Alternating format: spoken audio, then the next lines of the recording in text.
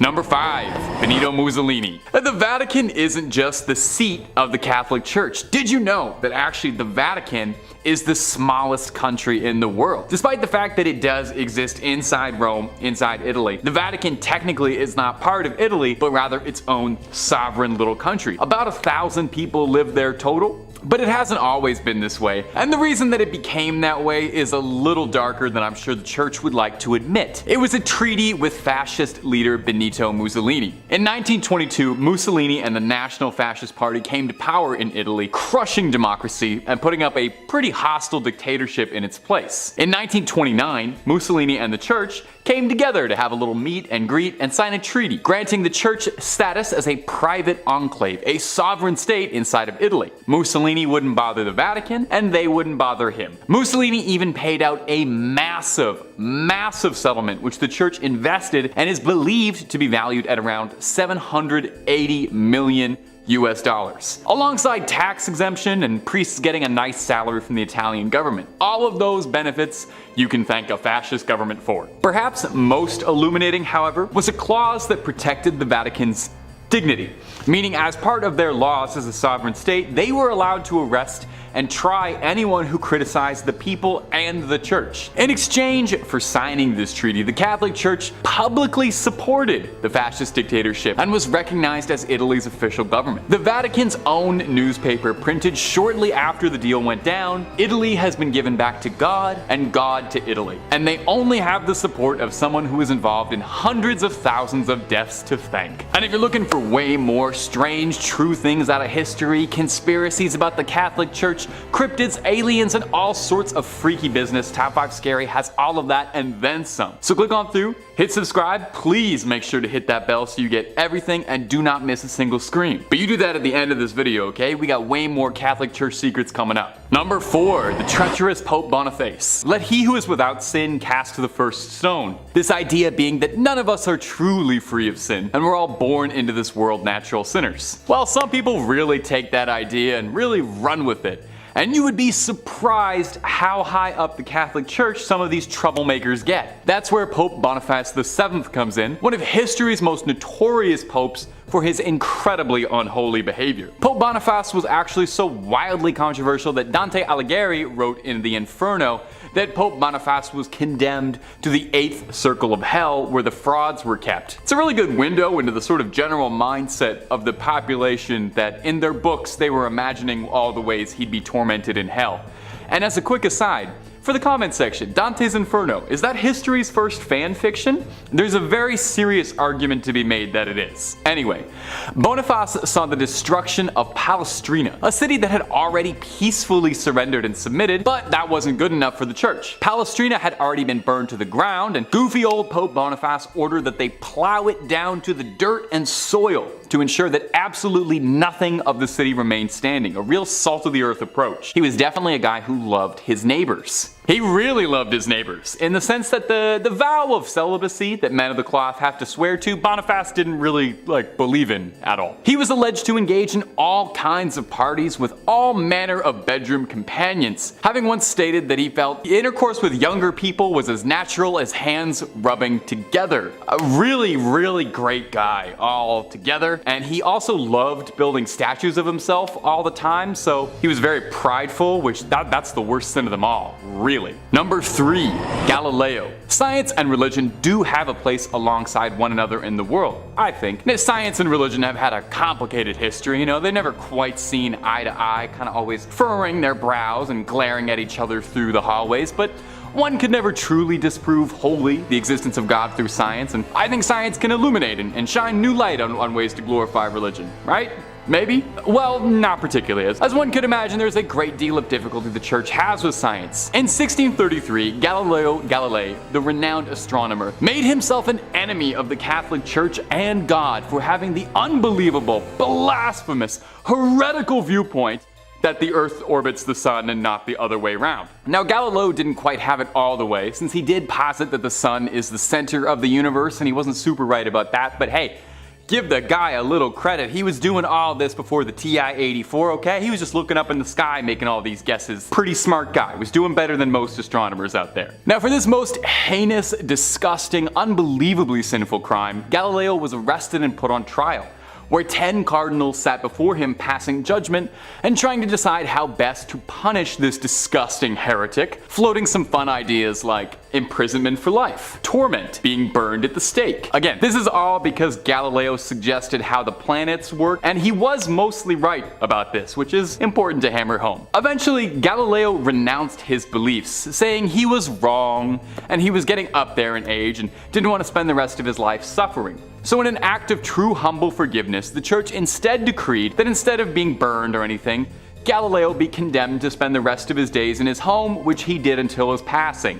That'll teach him. Now eventually, obviously, the church kind of had to walk back some of that treatment of Galileo. In 1992, they spoke out saying that maybe he was kind of technically right about like a few things here and there, and mumbled out an apology like a schoolyard bully being forced to say sorry by the teachers. Sure, it was about 350 years too late, but I bet Galileo probably really appreciated it and would have loved to have known how vindicated by history he would have been. Number 2.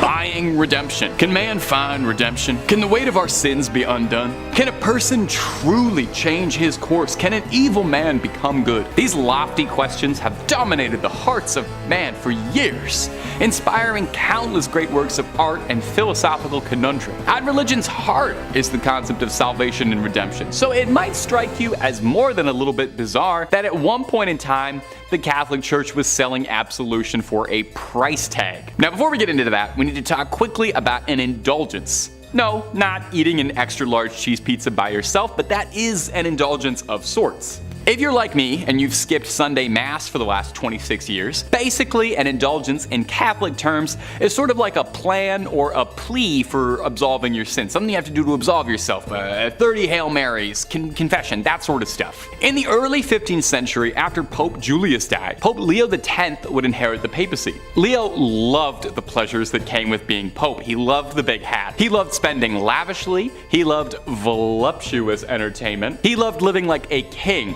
not a pope. It took him 8 years to completely drain the Vatican's treasury, which other popes weren't really doing. So when St. Peter's Basilica was in the process of being rebuilt, they were plain out of money and needed a fundraiser. But instead of selling Girl Guide cookies door to door, Leo announced that anyone who contributed money to the church would be granted an indulgence. Now, an indulgence was supposed to be a path laid out by a church for your betterment, but it was hawked as if you were buying a sin redemption ticket, like a get-out-of-hell free card. Dominican friar John Testel was named the Grand Commissioner of Indulgences in Germany.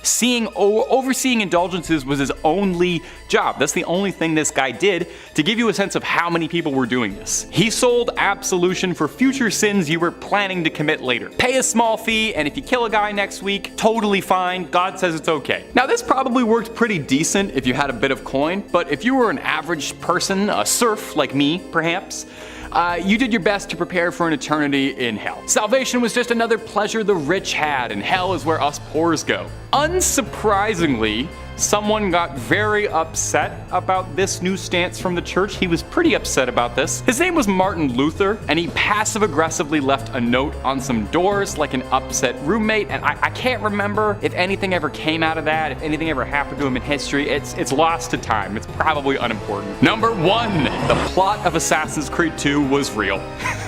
If you've garnered anything from this video, I sincerely hope it's that the Pope oftentimes does not follow the rules. Yes, the guy interprets the will of God, and he's got a direct phone line to him directly, but that doesn't mean he has to follow every single one of his rules. We've already discussed some truly wild sins, horse mating, chestnut parties, spending money, but let's top it all off with the biggest one, a full-blown assassination conspiracy revolving around a pope ordering a hitman. And you just sit on that for a second. In the 1470s, Pope Sixtus IV hatched a scheme to rid Florence of the Medicis, who was the most influential family in the country at the time, with such power that they rivaled the church. The Medicis had served as the bankers for the papacy for generations, and as such were absurdly wealthy. Pope Sixtus kickstarted this conflict when he swapped the Medicis as the papal bankers to the Pazzi family. Oh, no. The Medicis didn't want to fund the Pope's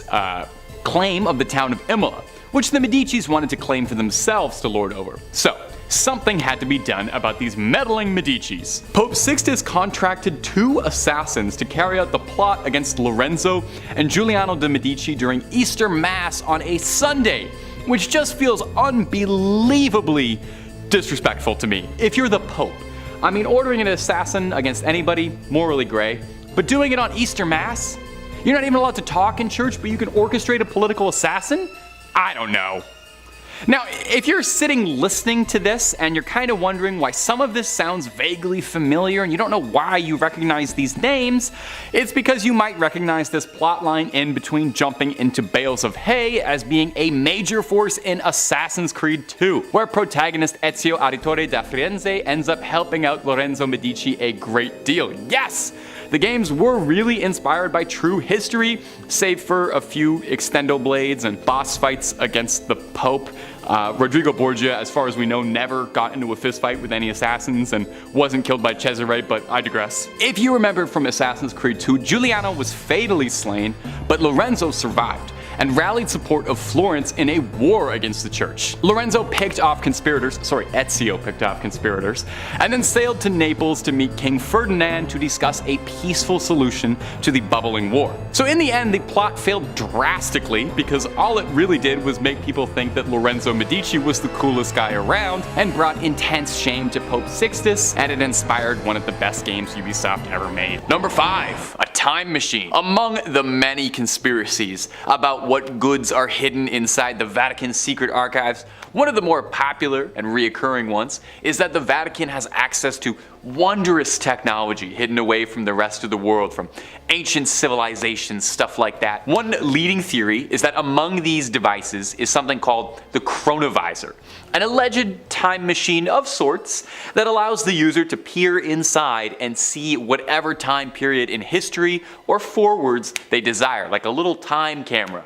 Doctor Who would love it. One Italian monk, one Pellegrino Ernetti, claimed that he developed the chronovisor at some point during the 1950s with a team of 12 esteemed scientists who all wished to remain anonymous in the process. I would put my name on that if I invented time travel, personally. I'd want people to know. The chronovisor is described as consisting of antennas and an unknown metal that's really good at looking through time, a little knob for tuning to a particular time and place, and a screen and recording device. Ernetti described that he and his team used this machine to view speeches by Mussolini and Napoleon, scenes from ancient Rome, and the crucifixion of Jesus Christ, which they allegedly tried to take a photo of. Now, obviously no one's seen the chronovisor. If such a device was to exist, it would naturally be pretty secretive. An Italian magazine in the 1970s claims that they found that image of Christ's crucifixion, the photo that was taken through time, only to discover that it was actually just a postcard. So this one's a bit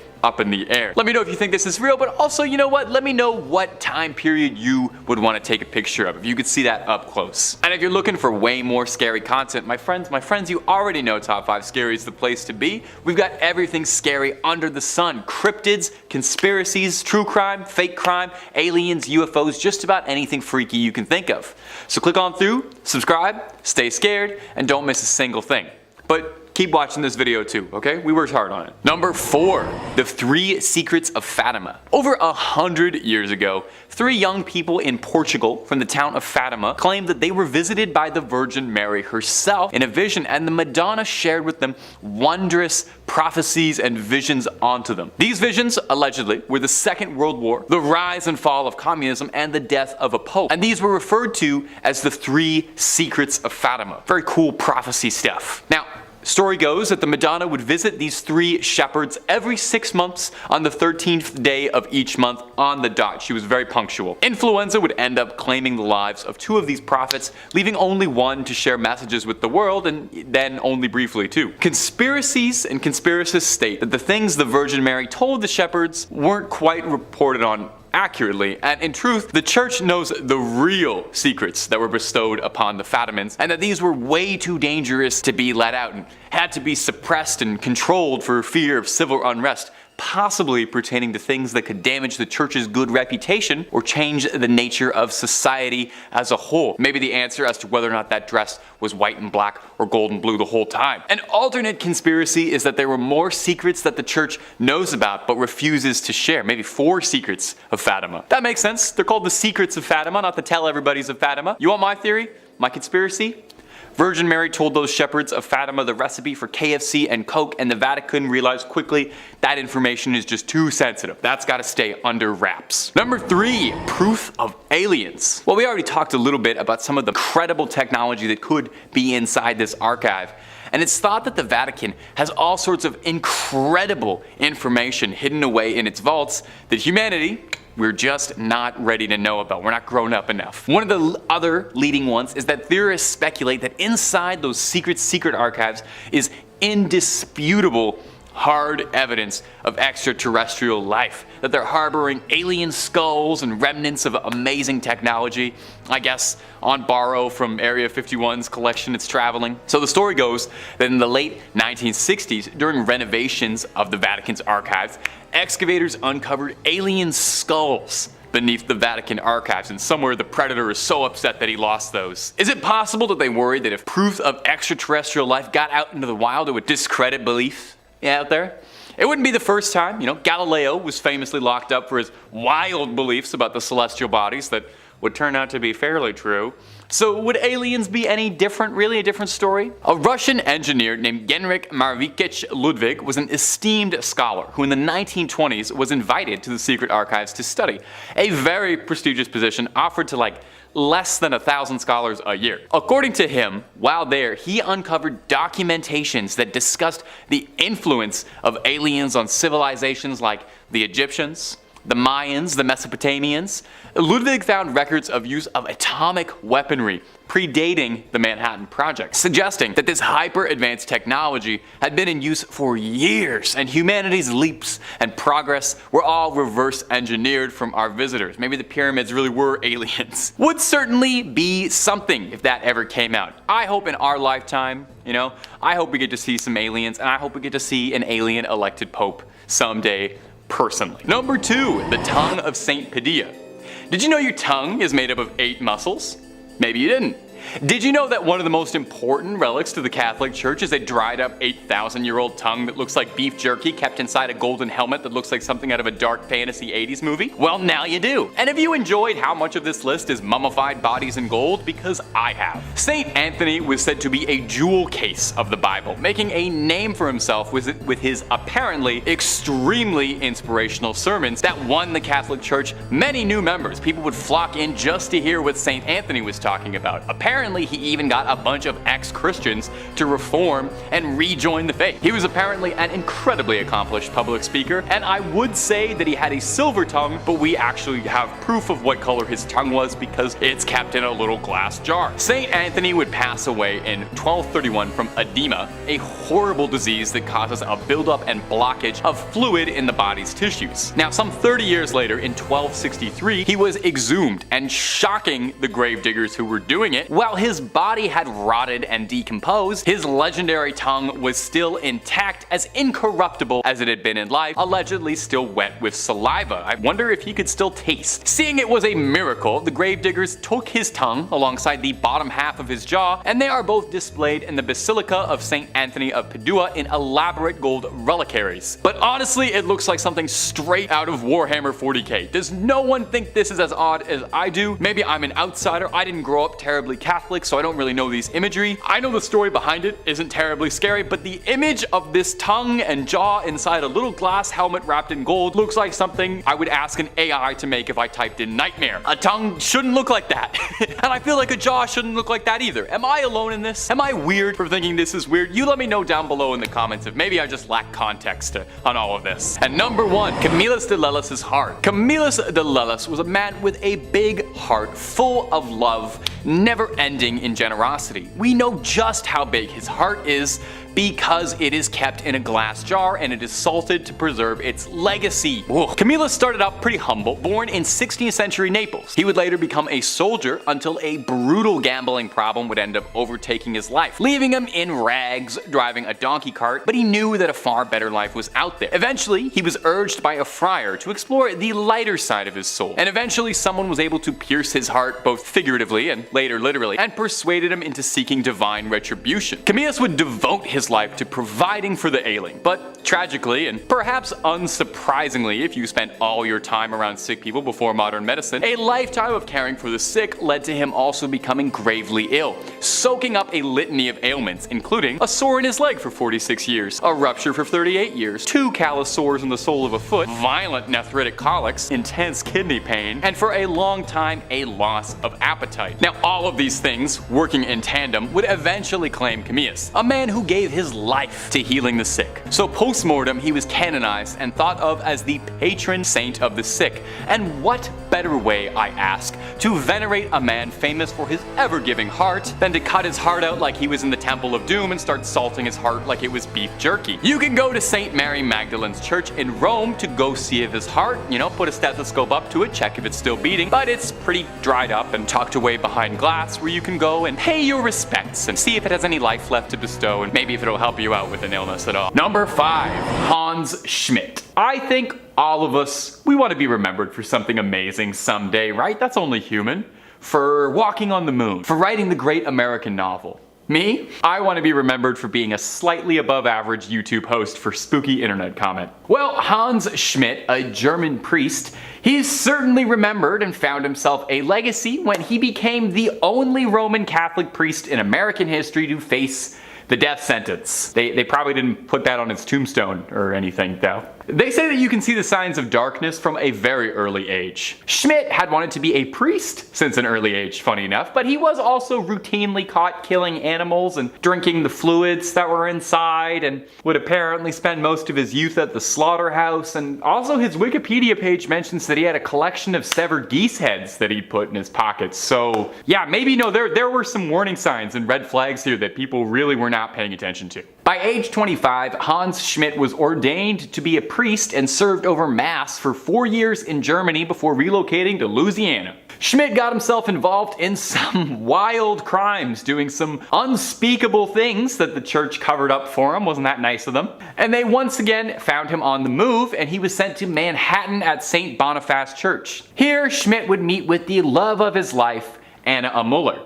He became immediately obsessed with her, claiming that it was God's will he fall in love with her. Oh my god, ladies, don't you just hate it when a guy pulls the old, oh, it's God's will, it's God's will. All the time, eh? He began an affair with her and he held a secret wedding, vowing to leave the cloth with her. When Muller became pregnant, Schmidt knew he would be outed for disobeying the oath of priesthood. So, being a reasonable thinking man of God, Schmidt's solution was to slit her throat and remove her limbs and throw it in the Hudson River, and then went to Mass the next day. Oh, no, that's actually not very priest-like at all. Schmidt was tried, convicted, and executed in Sing Sing prison, where, like I mentioned earlier, he remains the only American priest that's ever happened to. Although from what I've learned about the guy, I don't think anyone would complain too much that happened. I don't know if this was a huge loss. And if you're looking for way more stories of creepy crawlies, ghosts, goblins, conspiracies, and basically anything freaky under the sun and above it that you can think up, hit subscribe for Top 5 Scary and don't miss a single scream.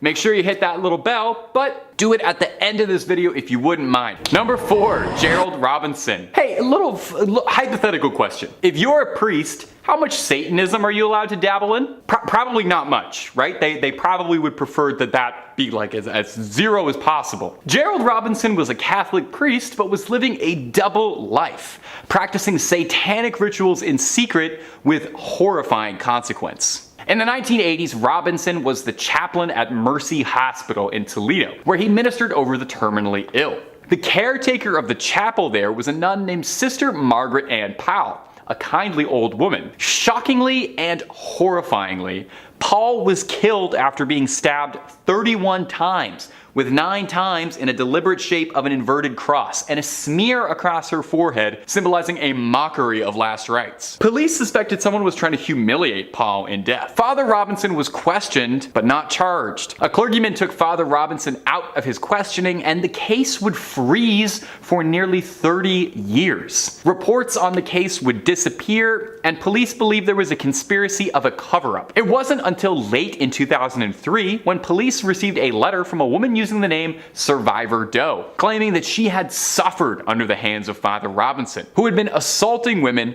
and practicing satanic rituals up to and including human sacrifice. With these new, lofty allegations, authorities reopened the case, and upon searching Robinson's apartment, discovered a sword-shaped letter opener that fit the wound in the nun's body like a key to a lock, according to prosecutors. What a charming turn of a phrase for a horrible thing. In 2006, Robinson was charged, and hopefully, Sister Paul was able to find some peace in the afterlife after such a mortifying ordeal. Number 3, Father Daniel Petrocorgano. When you take the cloth, you get called on for all sorts of things: marriages, funeral rites, confessions, and in the extreme cases, exorcisms, where you're the last line of spiritual defense against a demonic spirit that has taken host of someone else's body. Of course, exorcisms don't always go the way that you would hope. You know, sometimes a little pea soup gets fired across the room. Sometimes the person you're exorcising accidentally dies from your neglect. You know, anything can happen, really. Father Daniel Petrocorgano believed that a member of his flock, a nun in the convent, one Sister Marcia Corici,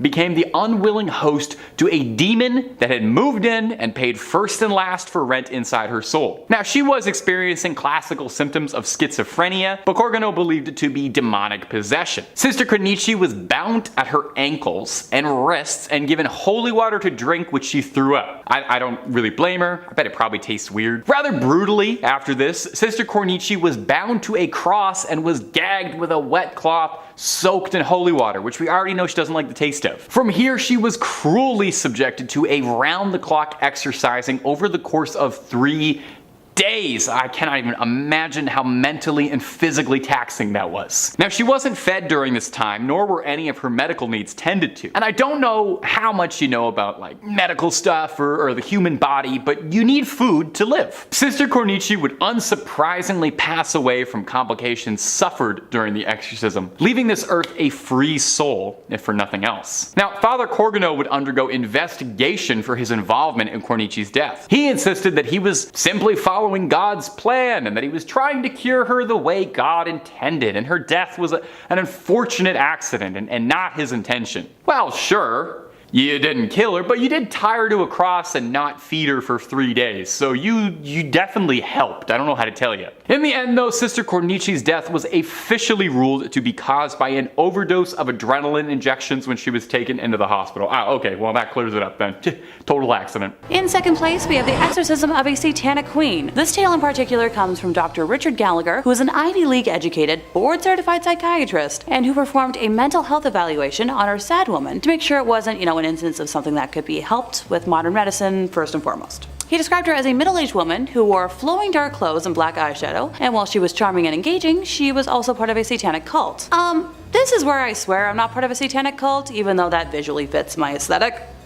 She called herself the queen of the cult, but Gallagher would refer to her as Julia, the pseudonym he gave her. The woman had approached her local priest and was convinced she was being attacked by a demon. The priest referred her to an exorcist who reached out to Gallagher for, a mental health evaluation. It was one of the first cases he took, and apparently it changed him. So he helped assemble an exorcism team that met Julia in the chapel of a house. He was adamant that objects would fly off shelves around her, and she somehow knew personal details about him, such as how his mother had died of ovarian cancer, and that the 2 cats in his house went berserk fighting each other the night before one of her sessions. She even found a way to reach him even when she wasn't with him. One night he was talking on the phone with Julia's priest when he says both men heard one of the demonic voices that came from Julia during her trances, even though she was nowhere near a phone and thousands of miles away. He and a team of exorcists paid her many visits, but eventually she called a halt to the sessions. She was too ambivalent and relished some of the abilities she displayed during her trances. About a year after she dropped out, Gallagher says that he heard Julia's voice on the phone again. This time though, she had called to tell him that she was passing of cancer, and he offered to try and help her with, a team of priests while she was still physically able, but her response was vague, and sadly she passed before he was able to help further. Now, while Gallagher has taped all footage of his work, he's been forbidden by the church to release any of it. Ergo,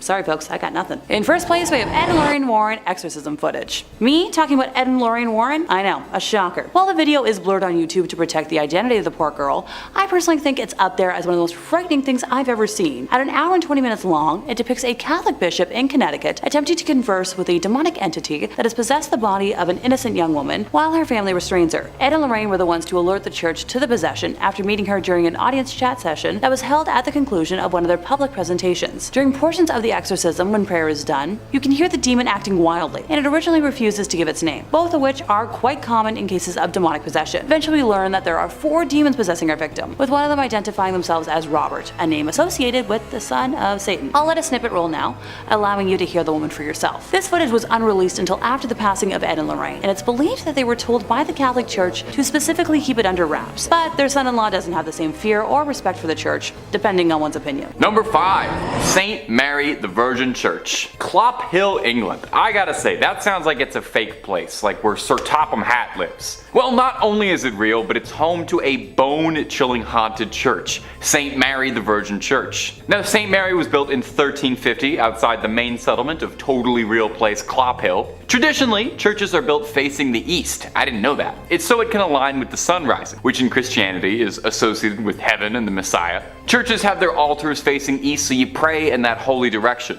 Well, St. Mary's just had to be a little different, and this church is facing the west, facing away from God. And it's why some people believe the church is hosted to evil spirits, as facing west means they've shunned God and opened their doors to the devil. Paranormal investigators have strongly suspected the church as being host to satanic rituals. As the church fell into disuse, it became a popular spot for vandals, and if you believe the legends, black magic. In 1963, a local couple saw 2 people wandering around holding a human skull, which definitely I think would cause you to look twice. The people told the couple that they had found the skull in St. Mary's, where it had been jammed into a wall. When the couple went to investigate, they found on the floor a breastbone, pelvis, and leg bones, all laid out in a pattern used for black mass. Pretty spooky. Scattered cockerel feathers and tracings of 2 crosses filled in red were found inside the church as well. And as if that wasn't slightly unnerving enough, they also found that 6 graves of women in particular had been tampered with as well. All signs seem to be pointing towards some dark rituals happening at St. Mary's Church. Common sightings at the St. Mary's Church range from smaller scale things like strange screeching during the night or hearing the bell going off despite being long abandoned, and the more threatening reports seeing tall, dark figures wandering the ruins of the church, perhaps getting themselves ready for another ritual, or perhaps they've been contacted by a ritual and are arriving. Only thing I know is I won't be checking out the midnight mass there anytime soon. And if you're interested in way more scary stories of all manners, cryptids, conspiracies, churches, hauntings, aliens, we've got a little bit of everything at Top 5 Scary. So click on through, find something to get cozy with, and subscribe, and make sure you hit that bell so you catch all of our videos as they drop. But do all that stuff at the end of this one, okay? Because we got way more haunted churches for you coming right up. Number 4. Our next entry on the list today is going to be the Aquia Episcopal Church. And if you haven't said that, try saying that 10 times fast. I dare you. Located in picturesque Stafford, Virginia. The church has 200 years of history to it, which means it's also got approximately 200 years worth of ghost stories to study. When the church was first built way back when in the 18th century, it was stained by an unfortunate tragedy. You see, the surrounding areas were exhausted by war and the lack of resources, food, and money, and as such, brigands would take to the dark country roads to attack innocents during the night for whatever they had on them. Well, one young woman was hiding from a gang of highwaymen and marauders and sought out the church as a safe haven. Unfortunately, the bandits eventually caught up with her and she met an untimely end. Now, these men were never caught for their crime, and her body was not found for hundreds of years, left there to rot and decompose. And many believe that because of this, her spirit is tied to the church. And there have been several reports of hauntings ever since the discovery of those accursed bones. Visitors mention hearing footsteps frantically scattered around at night. These footsteps break into a run, but if you go searching, you'll never be able to find anyone attached to them. Voices can be heard in the room where she was attacked, some saying it sounds like a call for help or a painful scream of a struggle. Some go so far as to say they saw a transparent apparition of the woman in the church's windows or on the balcony. One story comes to us from a custodian who worked the graveyard shift there in the 1990s, claiming that he saw a ghostly woman's face floating above the graces, and says that he saw her smiling at him through the balcony windows before she vanished. One last one on this church. In the 1990s, to celebrate the bicentennial anniversary, the church sent out an invitation to a group of Civil War reenactors to fight a mock battle on its ground. During the night, one of the reenactors was complaining that there was a red and orange light that was flickering the entire night during the church that prevented him from sleeping. The man explained this to the father of the church, and the father explained back that there was no electricity in the vestry, and that the light must have been the spirit confused by why the Civil War had started up again. Imagine, you're a ghost, you're already out of time, and then you look outside and you see guys from your time? My little ghostly sense of the world would be so thrown off. I would have to buy a new ghost calendar.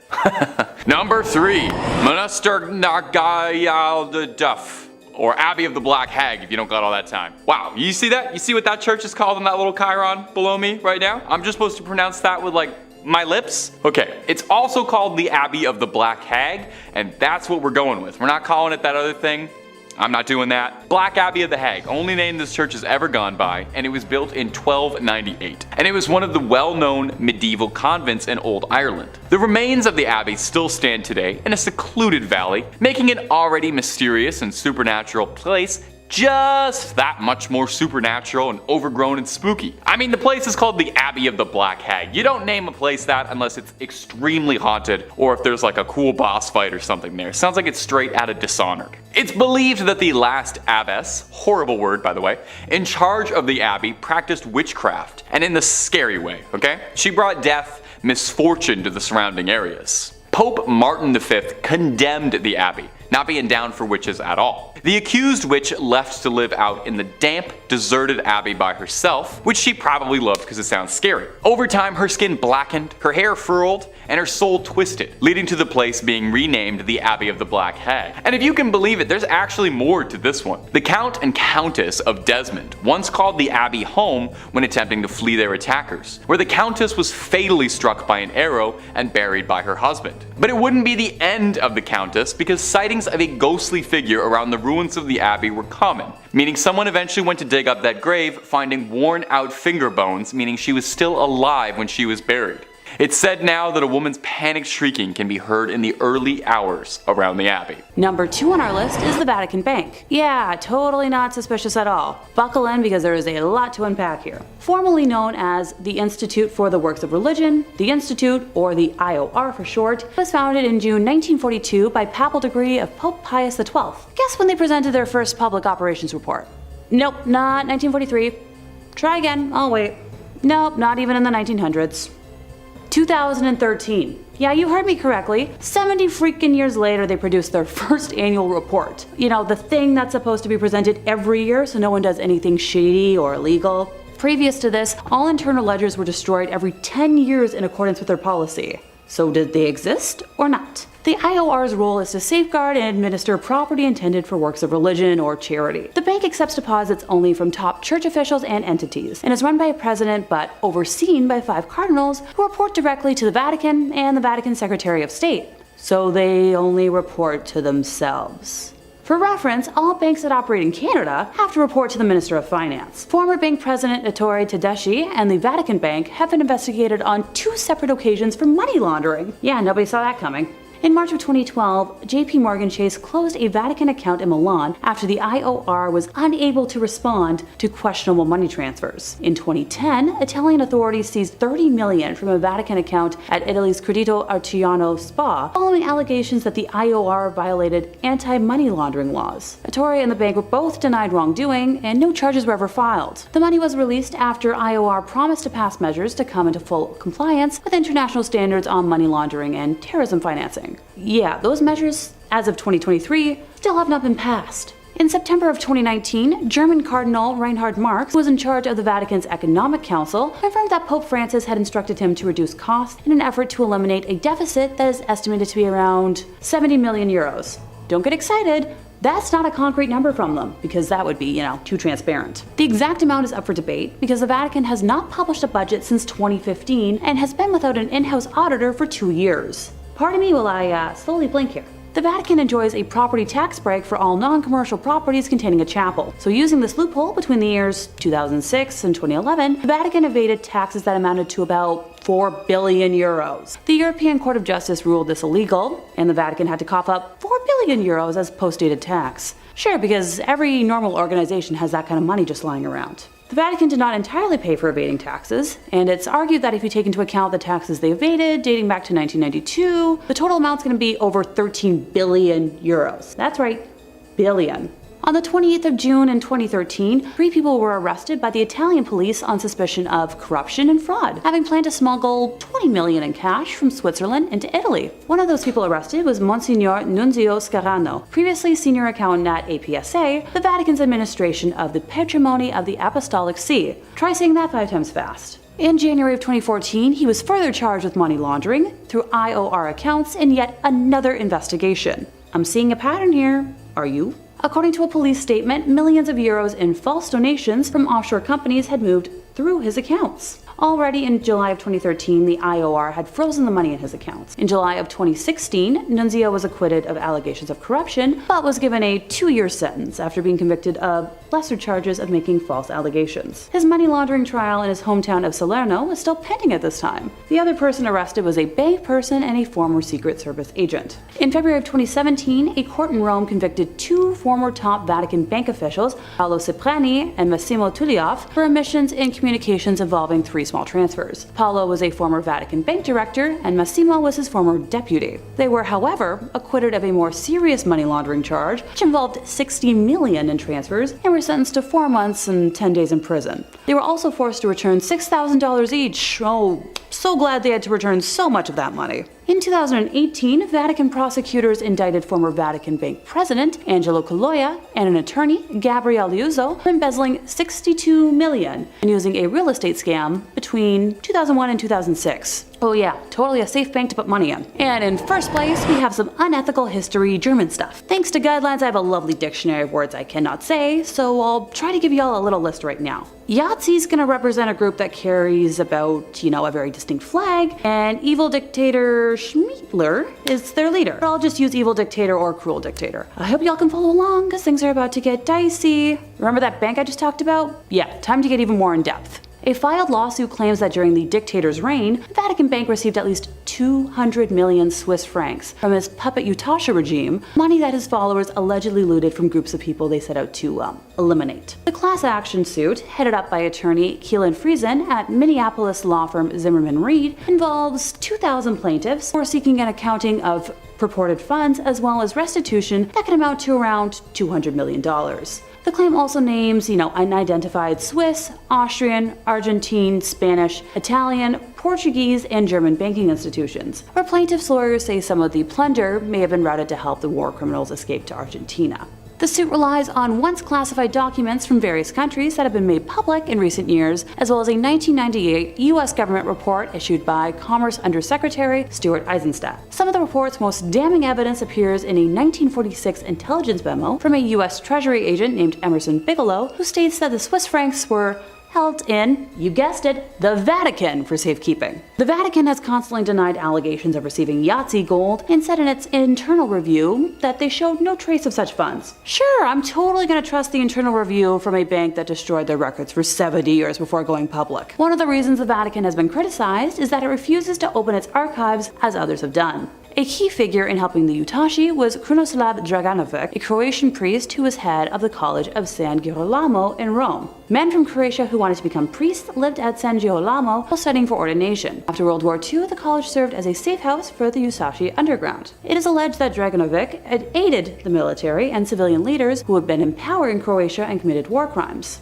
His assistance consisted in obtaining false documents and safe passage out of Italy. People write that there are allegations that he used his Vatican Bank connections to launder gold stolen by, you guessed it, and that he was paid for his cooperation. He admitted in a 1945 that he had personally moved 40 kilos of Utashi gold to Rome, concealed in 2 packing cases. A request made under the Freedom of Information Act resulted in the 1997 release of Bigelow's report. Criminal conduct described in the report led to the institution of a 1999 lawsuit against the Vatican Bank, Criminal conduct described in the report led to the institution of a 1999 lawsuit against the Vatican Bank filed by survivors and descendants. The lawsuit was dismissed in 2009 under terms of the Sovereign Immunities Act. Although the legal case no longer stands, moral questions surrounding the plunder remain. Yeah, I've got a few questions of my own. Now, ever since allegations concerning the Vatican Bank and the Croatian plunder became public, requests have been made to the Vatican to allow access to archival documents from the time of Pope Pius. Pius was Pope from 1939 until 58, and if there's anything, it would be found on documents from his papacy, if they still exist. According to Gerald Posner in God's Bankers, following tradition, documents relevant to Pope Pius could have been made public on March 12th of 2014, 75 years after his election as Pope, but you guessed it, the day passed without any release of those documents. At a 1997 conference on looted Yahtzee gold in London, the Vatican was the only one of 42 countries that rebuffed all requests for archival access. At a 1998 restitution summit in Washington, it ignored an emotional plea by U.S. Secretary of State and stood aside as 44 countries approved an ambitious plan to return, icky looted art and property, settle unpaid life insurance claims, and reaffirm the call for open access to that time-era archives. Subsequent pleas for opening the files by Bill Clinton, the State Department, and other organizations went unanswered. Enthusiasm over a 1999 Vatican announcement to allow Jewish historians into the wartime archives was short-lived. Access was limited to 5,000 documents that had been selected and published years earlier by 4 hand-picked academics. In fifth, we have the Most Holy Trinity Church in New York, built sometime between 1882 and 1885 on land that previously served as a graveyard until 1853. According to local rumors, not all of the bodies residing there were exhumed from the graveyard, and the spirits of those left behind still inhabit the grounds to this day. The church property covers an entire city block, and it is said that there are false closets leading to bricked-up doorways, tunnels, and random sub-basements throughout the church and convent. There are also mysterious passageways on the upper levels of the church, where legend says only priests are able to enter. The church's rectory was built in 1872 by its second pastor, Monsignor Michael May, who later passed in his room on the second floor. Priests who live in the rectory have used that space for mainly a guest room ever since, as no one has ever been willing to live in it on an ongoing basis. Guests have experienced lights being switched off and on, hearing strange noises, and the sound of a person walking back and forth while trying to sleep. Phantom footsteps have also been heard on the staircases in the building, and dogs who were once kept as pets in the rectory would stare in a trance-like state down the basement stairs, as well as into the dining room when the building got cold. In 1897, a parish bell ringer named George Stell's life was taken in the vestibule of the church. Though there was a suspect in the case, a former parishioner who would later be executed for an unrelated ending of life, no one was ever convicted of the crime. The red fluids of Mr. Stell's, as well as the red handprint of the killer, is believed to still be on the wall in a stairway leading to the bell tower. George's ghost still roams the church and is believed to be the reason why the bells will ring suddenly, vowing not to leave until his death has been solved. Moving on to our fourth place position, we have the Aquia Church of Stafford, Virginia. While the congregation was established in 1711, the physical parish wasn't built until 1751. It was a gorgeous brick building built on a peaceful hilltop with a 2-story crucifix floor plan, which otherwise known as a cruciform, which was considered a rather unusual style for colonial churches. Aquia was built to replace 2 earlier sites of the Overwharton parish, which were constructed around 1680. The inside of the church burned down in 1754 and was not rebuilt until 1757. It was then shut down from the Revolutionary War until the Civil War due to lack of funding, before reopening as a stable, campsite, and hospital for Union forces. It was during this closure that a young blonde woman was traveling the dark country roads, rural Stafford County, when a group of highwaymen accosted her. This time period was full of exasperated uncertainty from the war, and with it a severe lack of resources, food, and money. Men would wait hidden on the side of roads to steal the valuables from people walking or riding by their hiding spots. She ran from the men to the sanctuary of the church, but was only able to hide for a little while before they broke inside and ended her life. Her body was hidden in the tower, and the men were never caught. It wasn't until after the Revolutionary War ended in 1775 and the church was ready to reopen for services that what was left of her was discovered, a skeleton with golden blonde hair that was as intact as if she had been freshly slain. The red fluid that spilled on the floor from her death was impossible to remove. Despite using every trick known to man, the stains remained in the tower for well over 100 years, until during a modern renovation when the redness was covered up by concrete. With the facility still being in use today, members of the church have mentioned hearing footsteps walking around at all hours of the day and will break into a frantic run around the church at night, but no one is there. Noises can be heard in the empty tower, with some saying it sounds like a struggle, others describing a groan, whistle, or even a call for help. Many have also mentioned seeing a transparent woman in the church's windows, on the balcony, or even in the graveyard, dubbing her Blonde Beth after the hair of the skeleton. In the 1900s, brave people would try to stay overnight at the church, but were chased away by what they described as an unfriendly presence. A custodian working in the graveyard saw a ghostly woman's face floating above the graves, while another man saw a woman smiling at him through the balcony windows before she vanished. In the middle of this creepy sandwich, in third place, we're taking a closer look at St. Mary the Virgin, located on the outskirts of Clophill, England. Originally built facing the west sometime around the year 1350, it's believed to have been erected on top of a leper hospital run by monks. I'd like to take a moment to note that it was built in the quote-unquote wrong direction, with churches traditionally facing east, the direction from which the sun rises, which is associated with the location of heaven and the return of the Messiah in Christian religion. Altars inside of these holy buildings would face in the eastbound direction for prayers. Some have claimed that because St. Mary the Virgin faces away from God, it thus opens its doors to hell, and ergo responsible for the tale I'm about to tell. The building was abandoned in 1848 when the rector at the time made the decision to have a new church built, instead of expanding the previous one, which was much needed due to the rapidly growing congregation. Old St. Mary's, as was dubbed by the locals, was then primarily used as a mortuary chapel, holding bodies before they were buried in the adjacent cemetery.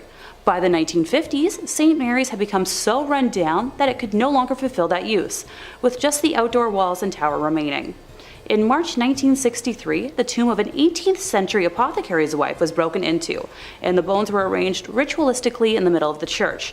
And once again on Midsummer's Eve of 1969, multiple women's graves were broken into, with bones being removed and rearranged once more. While the specific individuals involved in these acts were never identified, the arrangements found resembled those used in black mass rituals performed by satanic groups at the time. After the first incident in 1963, a rare decision was made to rehollow, or in more simple terms, re-bless the altar that was left in the building, in a failed attempt to protect the building from evil. Later that year, Reverend Harold Colthurst reported stumbling upon a group of men in the building that were in the midst of a mysterious ritual, being quoted as saying that the men were trying to communicate with evil spirits, chanting some sort of mumbo-jumbo. They were definitely in league with the devil. Modern-day visitors to the now landmark have reported seeing a plethora of ghostly figures during the day and nighttime, faint lights moving about before vanishing mysteriously, along with reports of a chilly and oppressive atmosphere even during warm days. Number 2, the Santa Maria della Concesione crypts. Whew, my Italian is not as good as it should be. Inside the Santa Maria della Concesione crypts, as many as 4,000 friars lie here. Well, lie is probably the wrong word, as they hang here is probably a more accurate description, as these 4,000 bodies are hanging from the rafters, decorating the space of every inch of the church. Now, it might seem a bit grim or beautiful, depending on your twisted point of view. We're a scary channel, I ain't gonna judge you. There's a certain chic to it. But I wouldn't be surprised if they have to spend a few hundred a month on keeping air fresheners and incense just running all the time there. Now, you might reasonably be wondering, hey, why do they hang bones from the wall like they're throwing a Halloween party and no one went to the store to get actual decorations and they had to make do with what they had? Well, they're not just festive. The practice dates back from the 16th century when the Capuchin friars, not named after the monkey but because of the hoods they wore, left the friary of St. Bonaventure to come live at Santa Maria della Concesione. They were ordered by the Pope's brother at the time to bring the remains of deceased friars with them to their new home so that all the Capuchins could lie together. With a huge amount of bodies on their hands, the brothers decided to get a little fun with it and decorate the walls of the crypts with their bones as a way of reminding them that death comes for all of them. Surely there's a slightly easier way to remind you of the ever-present mortality that hangs over us than literally hanging a bunch of pelvises to the buttresses, but what do I know? A plaque in the crypt reads, "What you are now, we once were. What we are now, you shall be," which is grim. No way around it. The crypt contains a little bit of everything inside you. Crypt of skulls, lovely load of leg bones, and the star of the show is definitely the crypt of pelvises. Oh, make sure you get a photo in there. Make sure you grab a fridge magnet from the Pelvis Room gift shop. And number 1, St. John the Baptist's many heads. They say 2 heads are better than 1, which might be proof of what a great man St. John the Baptist is, because no one can seem to agree how many heads the guy actually had. The saint's head was supposedly brought back from Constantinople in 1206 by the crusader Wallen de Satan, but it seems this happened more than a few times, since 3 different shrines across the globe all claim to have the original head of St. John the Baptist, and no one's able to clear this up anytime soon. St. John was a forerunner of Jesus Christ, and the New Testament says that John was beheaded by Herod around 28 CE as a punishment for criticizing his recent divorce. Yeesh. Paintings of the beheading depicted on a silver platter, which is a nice way to get a severed head, I think. I don't know if I ever want a head delivered to me, but if I had to, I would want it on a silver platter. According to the legend, there really was a silver platter his head was delivered on that made its way to Constantinople or Istanbul, but was sold by the Crusaders in order to pay for his travels back. John's head was on display in the Amiens Cathedral up until the French Revolution, where they confiscated all church treasures, and it would eventually return home in 1816, then going all the way back to Rome from Greek monks who brought it to a shrine decorated with beautiful stained glass, one panel depicting the head on a silver platter. You think you wouldn't want to remember that? Well, here's where the trouble comes in.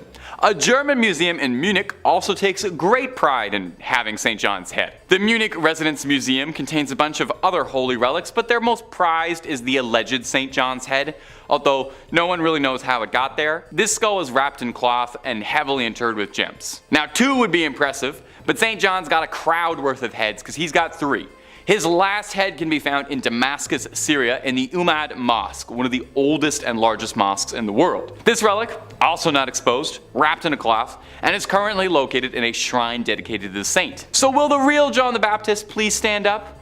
Or do all 3 of these heads actually really belong to him, and he had to be beheaded 3 times for it to take? You know what, don't answer that. I'm not sure if that's something I really want to know. In 5th place, we have diamond proof of an SA scandal. Alrighty, can I get a show of hands? What's the first thing you think of when I say priest and scandal in the same sentence? Do those 2 words have the initials SA? I had a feeling. So those are words that this platform doesn't really like, so pardon me while I try to dodge them, and I apologize in advance for how comical I'm about to sound. This affair kicks off on June 22nd of 2023, when the Society of Jesus of Bolivia acknowledged that it had received from the Vatican a copy of the diary belonging to the late Alfonso Pedrejas, who was a priest accused of taking advantage of dozens of minors. He died of cancer in 2009, so he never faced repercussions for his actions in his lifetime. Primarily known as Father Pica, he was placed in boarding schools for impoverished youth, primarily in Cochabamba in the 1970s. So the diary was turned over to the prosecutors in that same city for that reason, and it was discovered that the late priest kept detailed accounts of the underage horrors he committed in Bolivia. So at one point, according to his diary, he told a colleague about the crimes, only to be advised not to mention it in future confessions. Yeah, the good old ignore it and it'll go away approach. The priest's nephew, Fernando Pedrejas, discovered a printout of the diary in an attic and turned it over to a major newspaper. And in its pages, the priest wrote lines such as, "I hurt so many people, too many." The newspaper publishing excerpts from the diary prompted an outcry in Bolivia and an official Vatican response. Go figure. Pope Francis promised to ensure the full cooperation of the Church to work alongside the government as it investigates the allegations. He also expressed sorrow over the ongoing revelations in the Catholic Church, calling them deplorable. Yeah,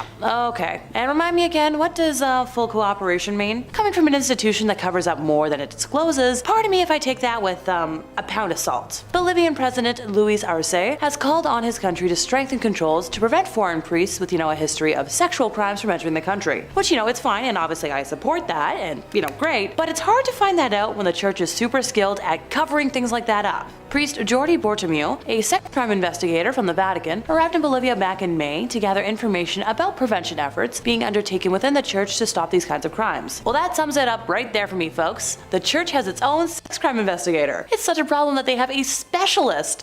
And before someone feels like fighting me on this, specialty jobs like that only exist because there's a need and a problem. That's not the kind of job that just got created out of midair for kicks. The investigation into Pendrejas joins at least 12 other ongoing judicial probes into allegations of clergy sex crimes in Bolivia. So the Bolivian Episcopal Conference has said, one priest has already received a 10-year sentence for his crimes, while another priest, Milton Murillo, was sent to pretrial detention for 3 months in May. New testimony against Murillo emerged in the wake of the Pendrejas scandal as prosecutors called on survivors to step forward. Okie dokie. Time to move on before I start hissing like a tea kettle, and I swear by the end of today, I'm going to turn into a caricature with like a storm cloud over my head.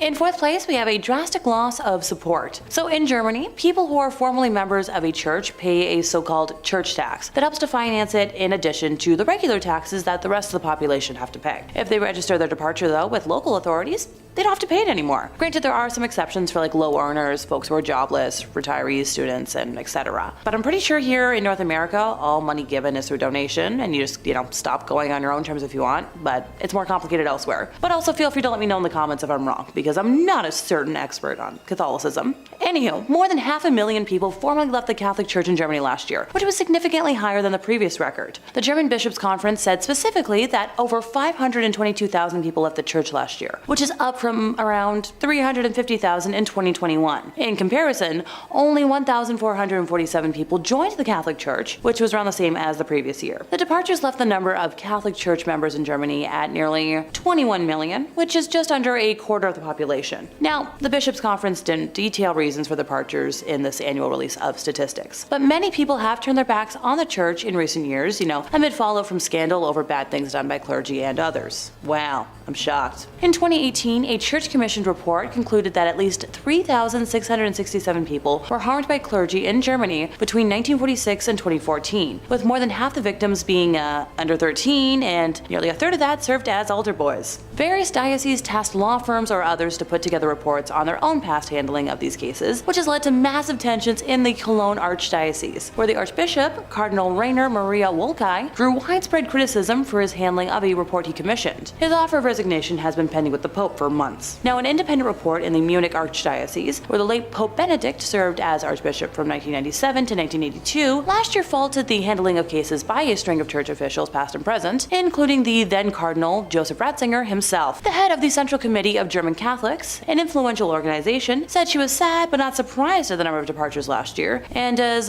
called for reforms and more thorough investigations. Yeah, good luck with that one. I ain't holding my breath. In third place, we have the Vatican Bank, so formerly known as the Institute for the Works of Religion, the Institute, or the IOR for short. It was founded in June of 1942 by papal decree of Pope Pius XII. So anyone want to guess when they presented their first public operations report? Come on, give it a try. Nope, not anywhere in the 1900s. 2013. Yep, that's what I said. 70 years later, they produced their first annual report. The thing that's supposed to be held every year. Previous to all this, all internal ledgers were destroyed every 10 years in accordance with their policy. So the IOR's role is to safeguard and administer property intended for works of religion or charity. And the bank accepts deposits only from top church officials and entities, and is run by a president, but overseen by 5 cardinals who report directly to the Vatican and the Vatican Secretary of State. So they only report to themselves. For reference, all banks that operate here in Canada have to report to the Minister of Finance. Just saying. Former bank president Ettore Tedeschi and the Vatican Bank have been investigated on 2 separate occasions for money laundering. In March of 2012, JP Morgan Chase closed a Vatican account in Milan after the IOR was unable to respond to questionable money transfers. In 2010, Italian authorities seized $30 million from a Vatican account at Italy's Credito Artigiano Spa, following allegations that the IOR violated anti-money laundering laws. Now, everybody denied wrongdoing, and no charges were ever filed. The money was released after the IOR promised to pass measures to come into full compliance with international standards on money laundering and terrorism financing. In September 2019, German Cardinal Reinhard Marx, who was in charge of the Vatican's Economic Council, confirmed that Pope Francis had instructed him to reduce costs in an effort to eliminate a deficit that is estimated to be around 70 million euros. Don't get excited though, that's not a concrete number from them because, that's that would be way too transparent. The exact amount is up for debate, because the Vatican had not published a budget since 2015 and has been without an in-house auditor for 2 years or more. And pardon me while I'm gonna blink real slowly here. The Vatican enjoys a property tax break for all non-commercial properties containing a chapel. So, using this loophole, between the years 2006 to 2011, the Vatican evaded taxes that amounted to 4 billion euros. The European Court of Justice ruled this illegal, and the Vatican had to cough up those euros as tax, because, you know, every kind of organization has that money lying around. And no, the Vatican did not entirely pay for evading taxes. It is argued that if you take into account the taxes that they evaded dating back to, let's say, 1992, they would owe over 13 billion euros. Yeah, I'm moving on before my eye twitch gets worse. Number 2, the wild and wacky life of Pope Benedict IX. Over the years, there have been many controversial popes. I mean, there's a bunch on this list already. In fact, you'd probably find more popes are wrapped in controversy than you might imagine. Now, it's pointless to compare sins on any sort of moral scale as to who's the most evil or the worst pope, but it's hard to argue that few of them got up to as much chaos and trouble as Pope Benedict IX, who was one of the wackiest, most notorious popes out there. He once sold the position because he got bored of it. It's said he began his pontification when he was a young man, because his wealthy family just wanted it, and that was like a thing you could do back then. If you had enough money, you could just bribe the church and ask that your son become pope. Benedict loved the lifestyle and behaved the way Joffrey Baratheon would, you know, kind of really letting the power get to his head almost immediately. He would spend his money on women of the night, hosting lecherous, wild, erotic parties, which allegedly would have all manner of man, woman, and if the stories are to be believed, animals as well. It was not long before there were conspiracies being drawn up to assassinate the Pope, if you can believe that. Even just saying that feels weird, but they wanted to assassinate the Pope. Probably in a case of divine intervention or fate, on a feast day, his enemies snuck into St. Peter's Basilica carrying rope, ready to tangle up the Pope. But a solar eclipse scared the assassins so badly they called the whole thing off, and to be honest, I totally get it. If I was planning on disposing the Pope and the sun got blocked out, I'd assume God was furious at me. Failed coups notwithstanding, Pope Benedict's reputation did not improve much. He was attacked by an angry mob in 1045, and he was forced to flee and would be replaced by another pope, one Sylvester III. 2 months later, however, Benedict would return to take the title back. But 2 months later, he decided that he didn't really enjoy being pope anymore. It wasn't as fun, what with all the constant bombardment of hate and failed attempts on his life. So he sold it to his godfather for what amounted to nearly $30 million. Imagine buying the Pope. Imagine buying being the voice of God. Anyway, if you can believe it, like Emperor Palpatine, somehow Pope Benedict returned a third time. King Henry III of Germany had arrested Pope Sylvester III for being a false pope, and the godfather that he had sold the throne to had given up the papacy, admitting that it was shameful and heretical for him to have ever done so in the first place. So Henry appointed a new German pope while Benedict was in hiding, and that pope mysteriously passed away 8 months later from a poisoning, which many historians suspect Benedict had his little fingers in. So Benedict came back for a third time to be the Pope, only this time no one was putting up with him. They'd been through this 2 more times, they weren't doing it again. Henry III sent troops to drag him out of the basilica. He spent his dying years in a monastery and is now remembered in history as one of the worst popes ever. And number 1, the Pazzi conspiracy. If you've garnered anything from this video that I've been telling you, I sincerely hope it's that the Pope doesn't always follow the rules. Sure, the guy interprets the will of God, you know, he's got a direct line to talking to him, but that doesn't mean he follows every single one of his rules. Now, we've already discussed some of the wildest sins that popes have been caught up in, but let's top it all off with a full-blown assassination conspiracy revolving around the Pope ordering a hitman. No, really. In the 1470s,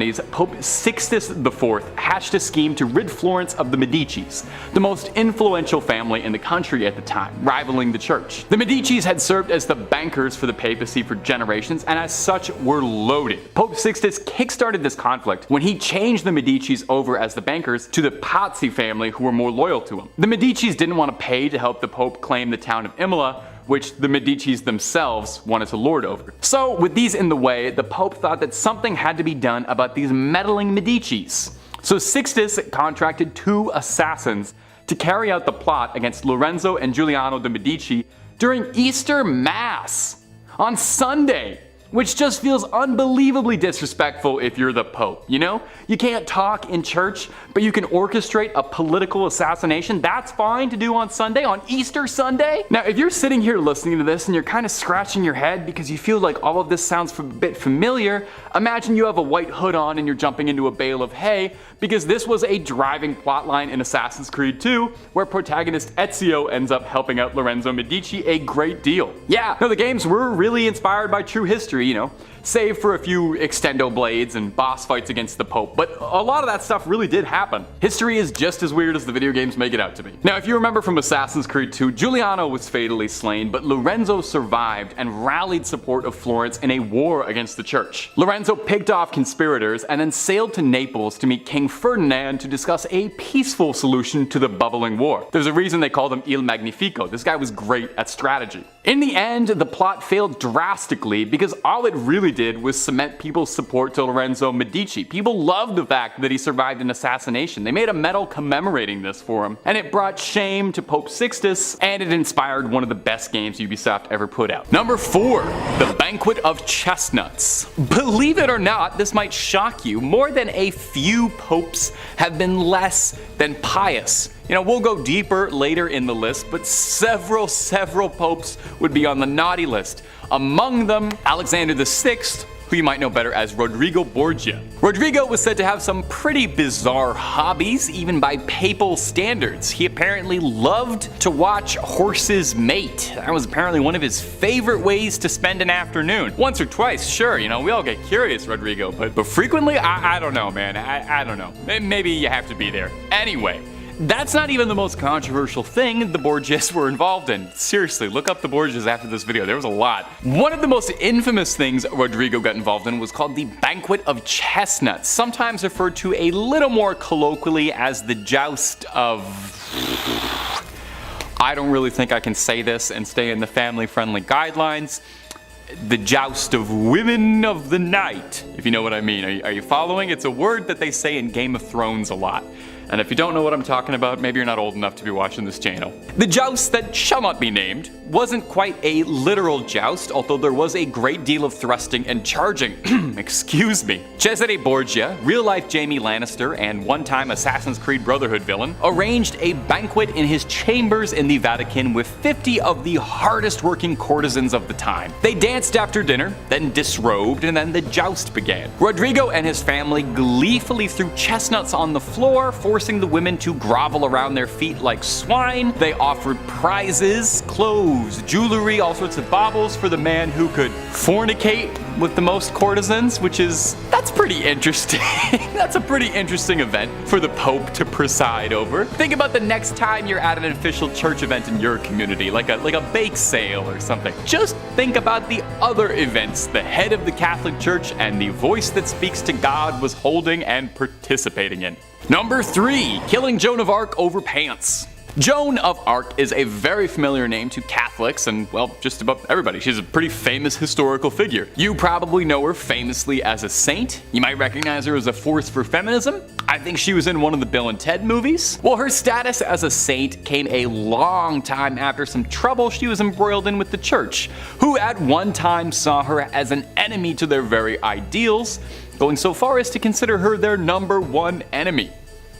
In 1429, the young Joan of Arc believed that God had spoken out to her and helped instigate an uprising to get the English out of France. Very cool for the French people who wanted them gone, but some high-ranking influential members of the clergy who had ties to the English weren't terribly fond of this wild woman who was going around dressing like a man and claiming that God spoke to her and was kicking all of their friends out of the country. Somebody do something about this wild woman. When King Charles VII enjoyed Joan's help during the many battles against the English, when Joan was captured by English forces, she learned the true extent of his loyalty when he handed her over to the Catholic Church to stand trial for heresy. After all, she was claiming she talked to God, and only the Pope is supposed to do that. And worst of all, Joan of Arc was wearing pants. She was wearing pants while doing it like a man. So Joan was put on trial for heresy and denied counsel, which is against her rights. Saul Goodman would have been furious. Regardless, Joan kept her cool, rather famously, and is famed for her level head. Joan was found guilty of being a rebellious spirit who wore men's clothes, and for these indignations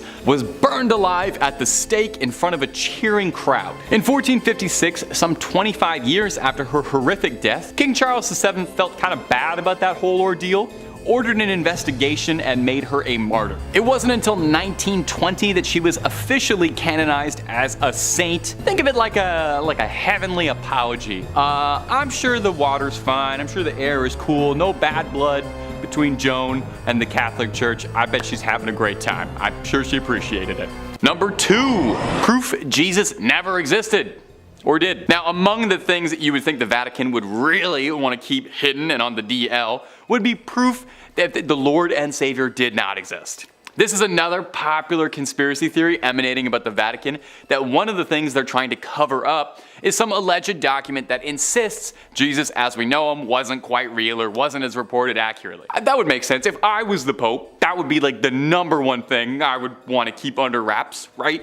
That would probably destroy the church overnight if that ever came out. Now, on the inverse of this theory is a similar theory, totally different direction though, stating that the Vatican's secret archives contains indisputable proof that Jesus did exist, including correspondences between St. Paul and Emperor Nero, history's favorite bad boy, contemporary paintings and depictions of the man, which would be pretty groundbreaking. You'd wonder though, if they have that, why would they keep that secret? You know, I would leak that one. Now, if you believe this conspiracy and you can carry on with it, it does get a little wild. One author, one Michael Bagnet, claims that the correspondences inside the archives, they prove Jesus did exist, but here's a crazy twist. He didn't die on the cross, as, you know, we all know, but rather there was a very complicated scheme with Pontius Pilate to secretly fake Jesus' death to appease the citizens of Rome. Sounds a little bit more like the plotline to a Dan Brown novel. It's a little fantastical, and if true, would probably be the greatest conspiracy theory in human history, and maybe humanity's most tightly guarded secrets if there's any weight to it. So definitely, you know, if they knew that, they would probably keep that under wraps, keep that in a drawer, locked up tight, not let anybody see that. Number 1, the Illuminati. Maybe this is one of the most widespread conspiratorial beliefs, maybe one of the oldest conspiracy theories out there, really, is that the Illuminati, the centuries-old secret society that once started in Bavaria, would eventually grow into an organization capable of challenging the church and overtaking it. And if you believe the conspiracies, it's clandestinely pulling the strings behind everything, controlling the world from the shadows, inserting key members of its order into the highest levels of government, religion, the Disney Corporation, the rap industry, and also including their symbols hidden in everything. That one, I guess, just for like fun, just to, I don't know, flex. May I just say though, if the Illuminati are real and controlling things, they have got to be the least kept secret order like imaginable, since, you know, I'm talking about them. Well, the conspiracy goes that the Vatican is closely tied with the Illuminati, with some believing that cardinals and the papacy are all tied to Illuminati interests, and that the secret archives contain bountiful proof of this: memos, meetings, plans for world domination, etc. The Vatican's archives date back centuries, nearly 1,000 years worth of old papers, with some documents containing secrets of the Knights Templar, who are thought to be the originators of Freemasonry, the group that would become tied with the Illuminati. That's who the Illuminati was based on. Surely some of those Knight Templar meeting minutes would be particularly illuminating, if you'll pardon that absolutely horrible pun. Of all the ones on this list, I think this one is the most outright likely, since we know the Illuminati did stem from the Freemasons, and we know that there was a real Illuminati. That's an indisputable fact. And we know the Knights Templar, we know all of these groups did exist, and it's very likely that there are some secrets inside the Vatican's archive containing references to those 3 groups that could fuel the plot lines for the next 12 years of Assassin's Creed games. We got some good conspiracy stuff in there. Number 5, St. Catherine's head. Coming up first on our list of strange artifacts of the Catholic Church Church has hidden away is the severed, mummified head of the revered St. Catherine of Siena. You wouldn't really expect there to be a severed head kept out on display, but it is an important head, I've come to understand. When she was young, St. Catherine had a vision of Jesus on a throne surrounded by saints. Afterwards, she devoted her life to Catholicism and she gave herself to the nunnery, cut her hair, scalded herself, and took a vow of celibacy. At 28, Catherine was said to have received the stigmata when 5 red rays shot out of the crucifix she was praying to and pierced her hands, her feet, and her heart. But these were far from the only miracles attributed to the lovely St. Catherine, however. She was said to be seen levitating once during prayer, and even once a priest said he saw a Holy Communion fly from his hand directly into her mouth. Now, I will be honest, that does make her sound a bit like a saintly golden retriever, but okay. Catherine would pass at the young age of 33 and would be canonized a century later. If you don't know, that's a fancy word for being made into a saint post-mortem. While she passed in Rome, there was some disagreement as to where the young saint should be laid to rest eternally. Her hometown of Siena quite wanted her body back. Her spiritual leader, Raymond of Capua, knew he wouldn't really be able to smuggle her entire body past guards in Rome, so he elected to just take her head in a bag, which normally would be terrifying behavior, but it's good here. The story goes that when the guards intercepted Raymond, he prayed to Catherine, and when they looked inside his sack, they found naught but a collection of rose petals and not a severed head. Her final miracle. Now, the head was placed in a reliquary. That's a difficult word to say, especially on a teleprompter. The head was placed in a reliquary where it still remains today, and you can go and pray to it, and I promise it's not gonna blink or anything at you, even though it looks like it just might. And if you're looking for way more stories of creepy relics locked away, haunted object, cursed things, cryptids, conspiracies, aliens, the whole scary 9 yards, Top 5 Scary has all of that and then some. So hit that little bell, hit subscribe, and make sure you do not miss a single thing. Do it after this video, okay? We got way more creepy things locked away coming up for you right now. Number 4, the Grand Grimoire. Our next entry has been formally referred to as the Gospel of Satan and is said to be a cursed book whose knowledge had to be sealed away to protect humanity. So this might be the most deadly book ever published after Hop on Pop. The Grand Grimoire, who is said to have been penned by a priest in the 16th century who was possessed by a litany of demons who compelled the man to put their knowledge to paper. Acting as a scribe for these demons, the man wrote everything they knew about dark incantations, spells, instructions on how to cast rituals, ways to bind a demon to you to make it your little minion and do your bidding. Wait, a demon gave instructions on how it wants to be bound to a human to serve humans? Freaky little demon. That's not all too. There's a step-by-step recipe for a little necromancy if you're down to dabble in some dark arts and make some bones dance to your rhythm. The book really covers all the fun stuff you have been told not to do. It's not just brimstone and hellfire neither. There's rituals to help manipulate luck, how to conduct a seance, and I actually think this is adorable. There's even ways to make people love you in there. But dating tip from old Tay, if you need a demon's help to make them like you, it might not be the strongest relationship. So just a heads up. Now, if all of this is sounding super appealing, and I don't blame you, I played a necromancer in Skyrim, I want to make the bones raise. Just know that this book is considered high treason. Even so much as cracking the spine is considered equivalent to selling your soul. So, you know, maybe hold off on that Amazon order for a bit. Also, I'm pretty sure the copy they're selling on Amazon is not the original, because due to the book's cursed reputation, the original copy is said to be locked away in the Vatican's secret archives, and I'm sorry, but no matter how many times you ask, they're not gonna let you look at it, even if you swear you're just taking a little peek just to look at the illustrations and maybe the dedications. They're gonna keep it locked up. I know. Number 3, Hyacinth of Caesarea. Our next entry is the bones of Hyacinth of Caesarea, another Catholic mummy. I'm starting to think there's more Catholic mummies than there were Egyptian ones. Incredibly ornate and gorgeous, the bones of Hyacinth look like something out of one of the Indiana Jones sequels, rather than like a real thing you can go and see, but I promise you they are totally extant. On the grounds of the Fürstenfeld Abbey reside the relics of 2 saints. Now, these aren't just like a toenail or a tongue, and more on that later, but these are full-on science class skeletons dressed to the 9 in gold and jewels, encrusted in more diamonds and rubies than you could imagine. They are probably worth more than your and my apartments combined. Old Hyacinth, Hisey, as he liked to be called by his friends, was an obscure martyr from the early days of Christianity.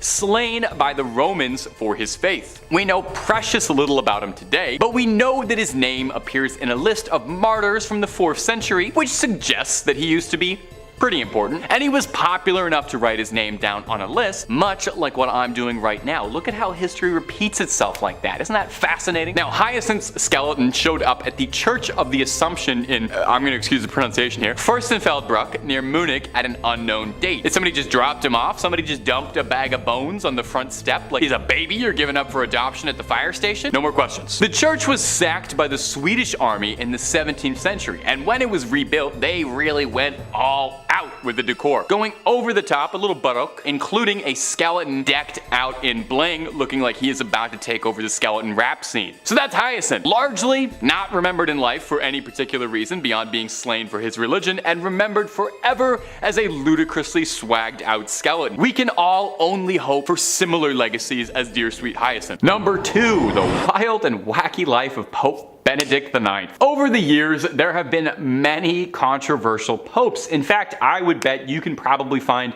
more popes wrapped in controversy than not. While it's kind of pointless to compare sins on a sort of moral scale, it's hard to argue that few popes got up to even half as much chaos and trouble as Pope Benedict IX. So notorious, he once sold the position when he got bored of it. He's just done. He sold it. It said he began his pontification when he was a young man because his family wanted it. They just wanted it. They wanted him to be pope. Benedict loved the lifestyle and behaved the way Joffrey Baratheon would, spending his money on women of the night, hosting lecherous, wild, erotic parties with all manner of man, woman, and apparently animals as well. He really was not picky. It wasn't long before there were conspiracies being drawn up to assassinate the Pope, if you can believe that. Imagine that. There were guys sitting around a table being like, hey, we gotta do something about the Pope. I think we have to assassinate him. Possibly in a case of divine intervention, his enemies on a feast day snuck into St. Peter's Basilica, carrying rope ready to strangle Benedict, but a solar eclipse of the sun scared the assassins so badly they called the whole plan off. And fair. If I was planning to dispose of the Pope and then like 5 minutes beforehand I saw the sun get blackened out, I would assume God was gonna strike me down then and there. Failed coups notwithstanding, Pope Benedict's reputation did not improve much. He was attacked by an angry mob in 1045, forced to flee, and replaced by another pope, one Sylvester III. 2 months later though, Benedict would return to reclaim the title. And then 2 months again, he decided that honestly he wasn't really vibing with this pope business anymore, what with the constant bombardment and attempts on his life, and sold it to his godfather for what amounted to nearly 30 million American dollars. Imagine buying the Pope. Imagine the highest seat you can have in the Catholic Church and you bought it. If you can believe it, like Emperor Palpatine, somehow Pope Benedict returned. They just could not get rid of this guy. King Henry III of Germany had arrested Pope Sylvester for being a false pope, and the godfather Benedict sold the throne to had given up the seat, admitting that it was wrong for him to buy being the Pope. It was wrong to buy the papacy. I could have told you that. Henry appointed a new German Pope while Benedict was in hiding, and then that Pope passed away mysteriously 8 months later after being poisoned, which many historians suspect Benedict had his little fingers in. So Benedict came back to be a Pope for a third time, and no one was putting up with this. Henry III sent troops to drag him out of the basilica, and he spent his dying years in a monastery where he is now remembered as one of the worst popes in history. But he sounds fun.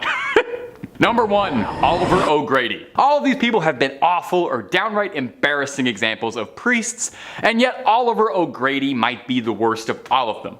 YouTube content guidelines really does not like for us to be discussing the kind of crimes that he committed, but I will say this. If I say a Catholic priest committed a crime, It's the first one that you're imagining right now. It's that one. And if you don't know what I'm talking about, you might not be old enough to watch these videos. O'Grady began his career in the early 70s and committed innumerable immoral, irredeemable acts on the most vulnerable members of his flock. By 1993, he was convicted and sentenced to a 14-year prison sentence and a $7 million settlement to the victims whose families and lives he'd ruined. However, and if you don't want your day ruined, pause this video, open up another tab, go watch a video of some like kittens playing or anything. Nothing good is about to happen here. He only served half that sentence. He served 7 years and was then paroled and deported in Ireland. In 2005, a video deposition had O'Grady confessing to having had 25 victims. In 2006, a documentary made about Oliver O'Grady called Deliver Us from Evil focused on his crimes, but more importantly, how the Catholic Church pulled a nice big white rug over the horrific crimes he committed to protect their clergy. The documentary outlines how O'Grady preyed on his victims, how he committed his crimes, and how the church was very well aware of everything he was doing and swept it under the rug. In 2019, O'Grady was arrested again. Oh, I can't believe it. He seemed like such a good guy. This time for owning deeply illegal lewd content. O'Grady would find himself in jail again in 2020, sentenced to 22 months, which seems kind of like a slap on the wrist given the history, but what do I know? Generally, I think if they make documentaries about the crimes that you've committed, that should impact the sentence slightly. But again, I'm not a lawyer.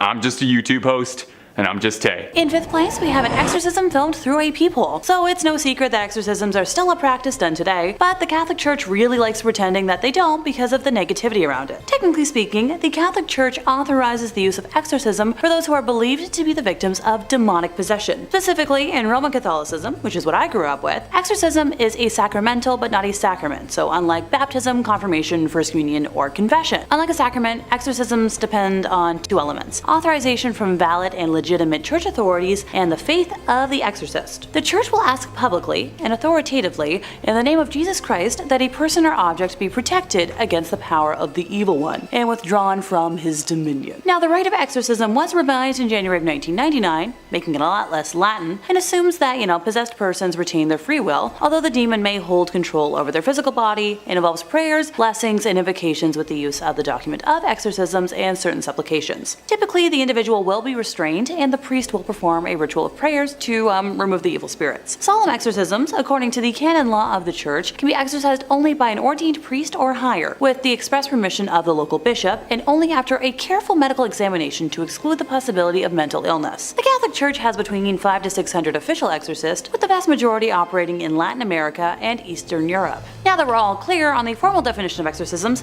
time to dive into this lovely 2014 video. The ritual was captured on camera by a man who heard the shrieks of the woman inside the sanctuary and filmed it through the peephole of a door. The incident occurred at the Assumption of the Virgin Mary Church in Vranov, Nadziei, in February of 2014. The church's priest, Marek Dunda, confirmed the video is real, but only said that if something is filmed through a keyhole, there's nothing more to say about it. Which is a dodging the question kind of answer if I've ever heard one. He told the newspaper he was talking to that he carries a mandate from his bishop to perform exorcisms, and also said that the group were asking God to protect and to liberate the person, including using a Latin prayer asking for help, and of course it helps. Pardon me.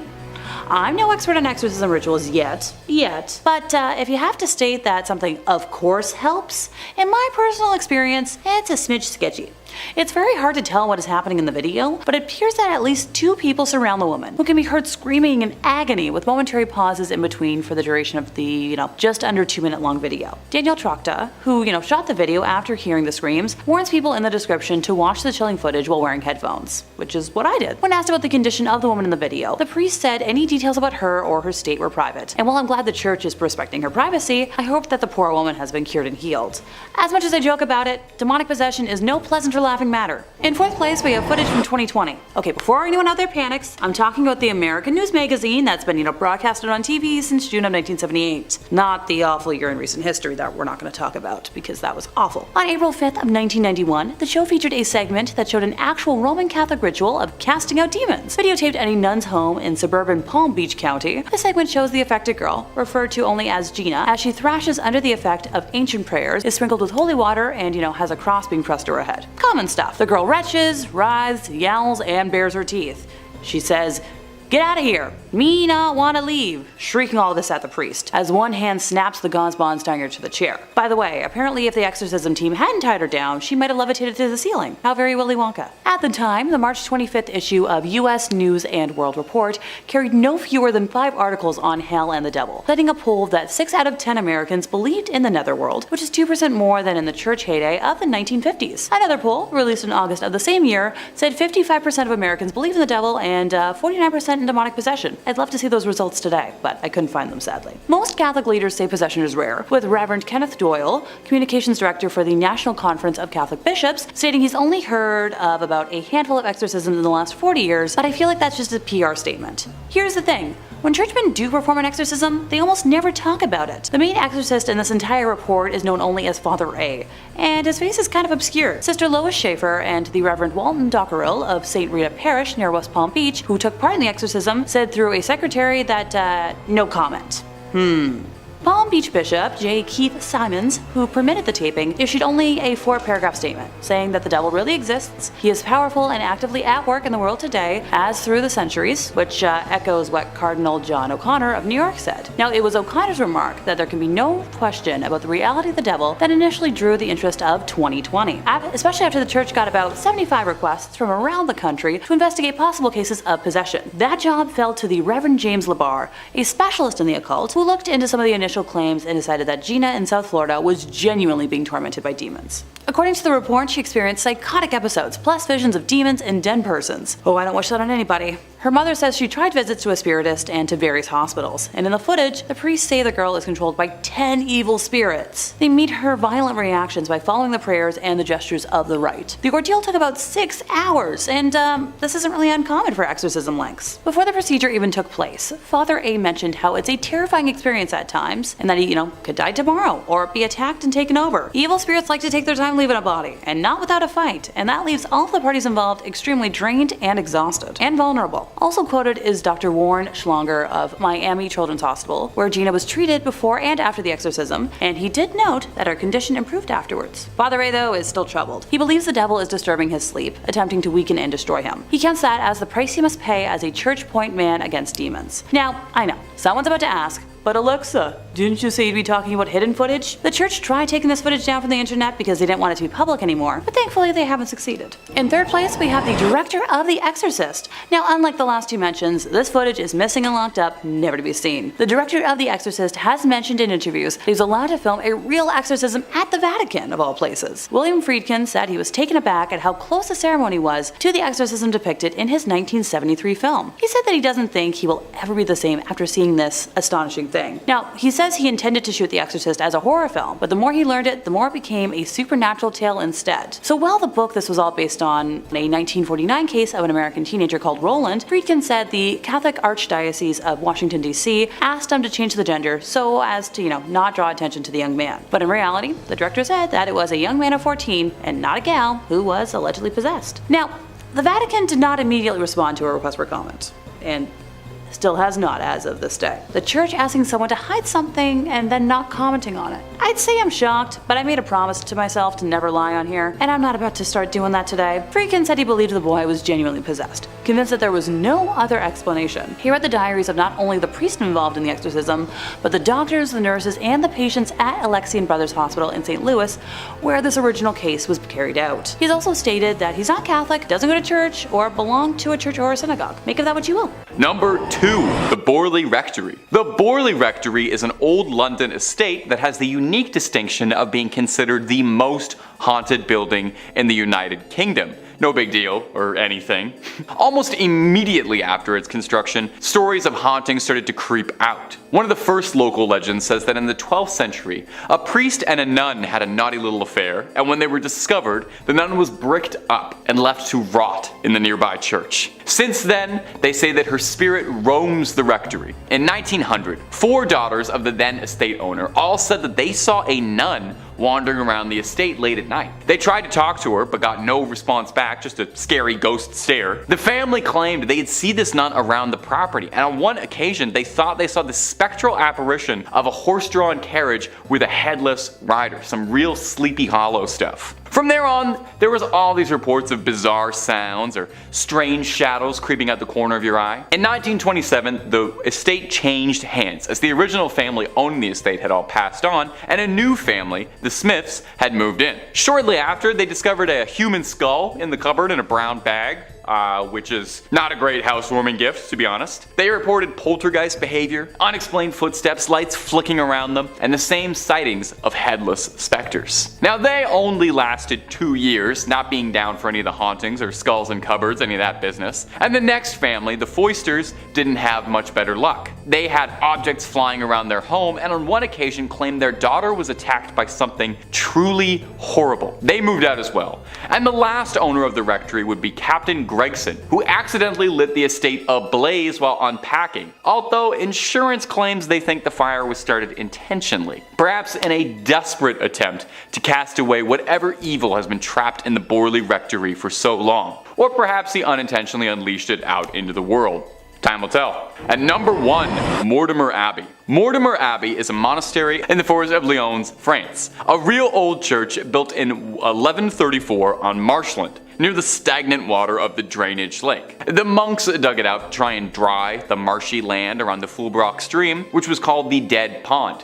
In French, Meltmal, which is where the name comes from. You can kind of hear it there. Mortimer, you know. Perhaps it's this history of being built on a dead pond is why Mortimer Abbey was doomed to be haunted. Now, the abbey flourished for centuries, but over time started to become claimed by the passage of time, and it fell into decline and disrepair. In the 17th century, there was an attempt to try and rebuild the abbey and recapture its former old glory, but the decline was already pretty present and had set in by that point, and by the time of the French Revolution, only 5 monks still remained in the abbey. Eventually, the abbey would collapse entirely and go private, and in 1863, the abbey would find itself in the hands of a rich Parisian family, the Delarues. Mr. Delarue moved his wife and his sons into the abbey, but soon discovered they weren't the only tenants. While walking the lawns, the young people of the house saw a light from the library. As if by an invisible hand, these hatches unfastened, their handles turned, and the windows and doors all opened. The paintings on the inside of the abbey turned themselves around and steps thundered out into the halls, and nobody moved out immediately after. I would have started looking for new real estate right then and there. But one night, the young Delarue, Charles, had his fiancée over to come see the estate that would become her new home in marriage. She was offered the guest room, but found herself terrified during the night when she couldn't sleep because she was too busy being tormented by mysterious sounds and objects around the room that were hurling themselves around, being possessed by something. Having had, quite frankly, enough, like I think any of us might have, the young suitor announced she would never live in this house, called off the entire marriage, and hurried back to Paris tout de suite, where there were plenty of handsome young men asking her hand in marriage who didn't live in old haunted estates, okay? That's the message to take away from this. Get the love you deserve, and the love you deserve is not in a haunted house. Kicking off this list in 5th place, we have the possibility of proof of alien life. In 1998, news reports emerged that strange, elongated, distinctly alien-looking skulls had been found during a restoration of the Vatican Library, with many suggesting that the Vatican secret archives must be hiding evidence of extraterrestrials. Perhaps an understanding between the Vatican and extraterrestrials is too far out there, too convenient to contemplate, except the Vatican itself does not run from ties to aliens. Consider the words of Cardinal Conrado Balducci, a high-ranking Vatican official since the 1960s and close friend to many popes, who in 1998 instructed followers to remember a paragraph of the New Testament where St. Paul refers to Christ as King of the universe, not only as King of the world. That means that all beings in the universe, including aliens, are reconcilable with God. Heck, the current pope has said he would baptize an alien, so I guess that's progress for the church?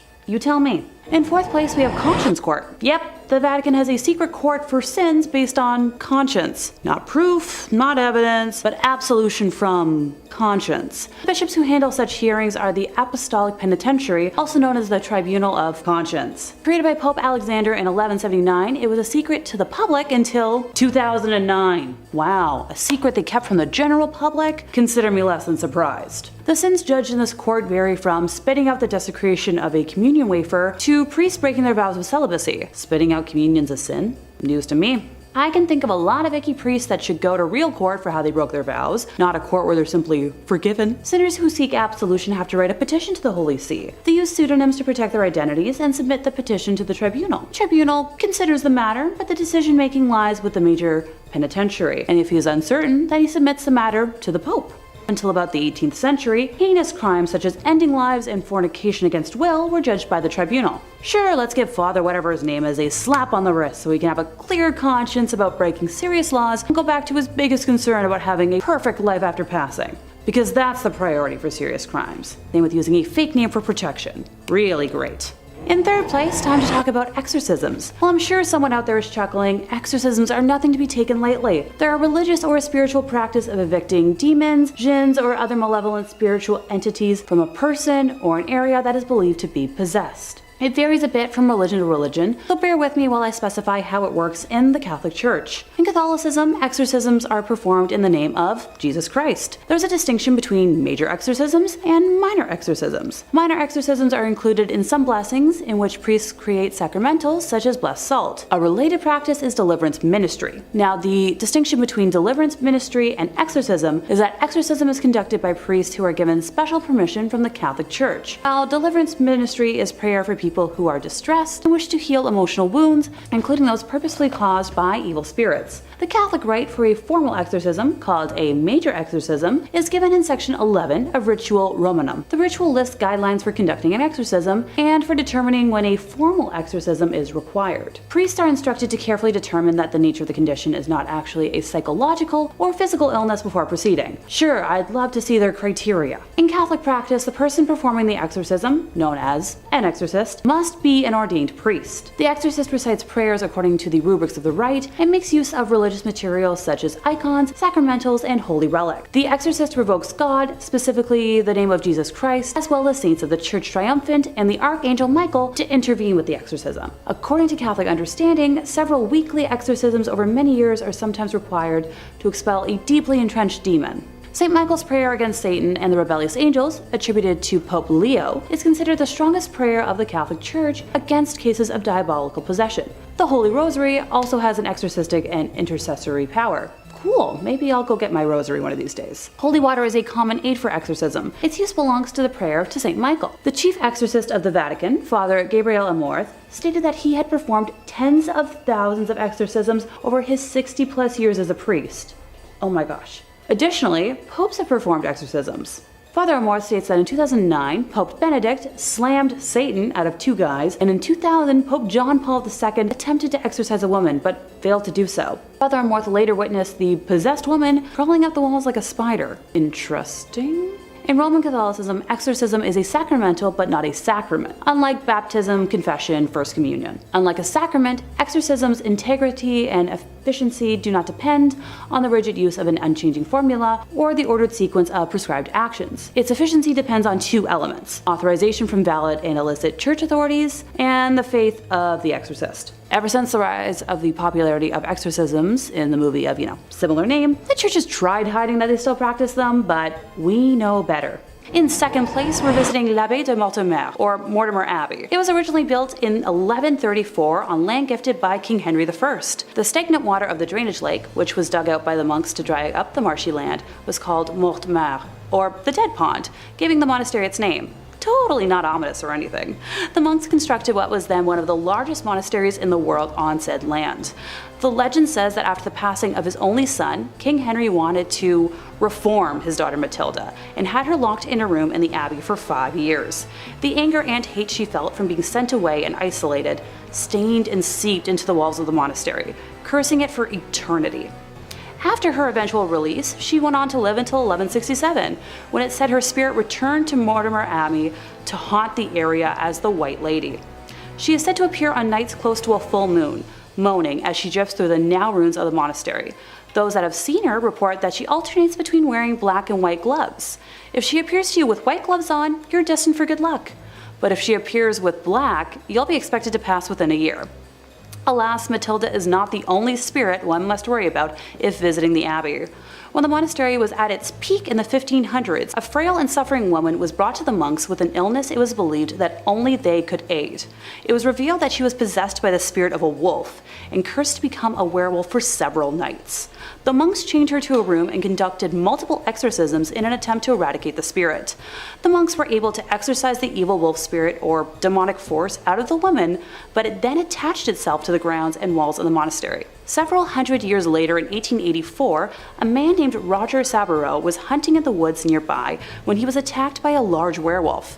He shot it multiple times, killing the creature, but when he returned home at dawn, he found the body of his wife bearing wounds matching those he had given the wolf. People say the spirit of Roger's wife and his own heartbroken spirit still wander the area when the moon is full. The abbey was exorcised by the church in 1921, but still remains haunted to this day. And coming in first place, we have the Abbey of the Black Hag, locally known as Monastery Galileo. Please don't curse me for my pronunciation. St. Catherine's Abbey, or simply as Old Abbey. It's located roughly 2 miles east of the village of Shanagolden, in the townland of Old Abbey. Gee, can you tell where it got its name?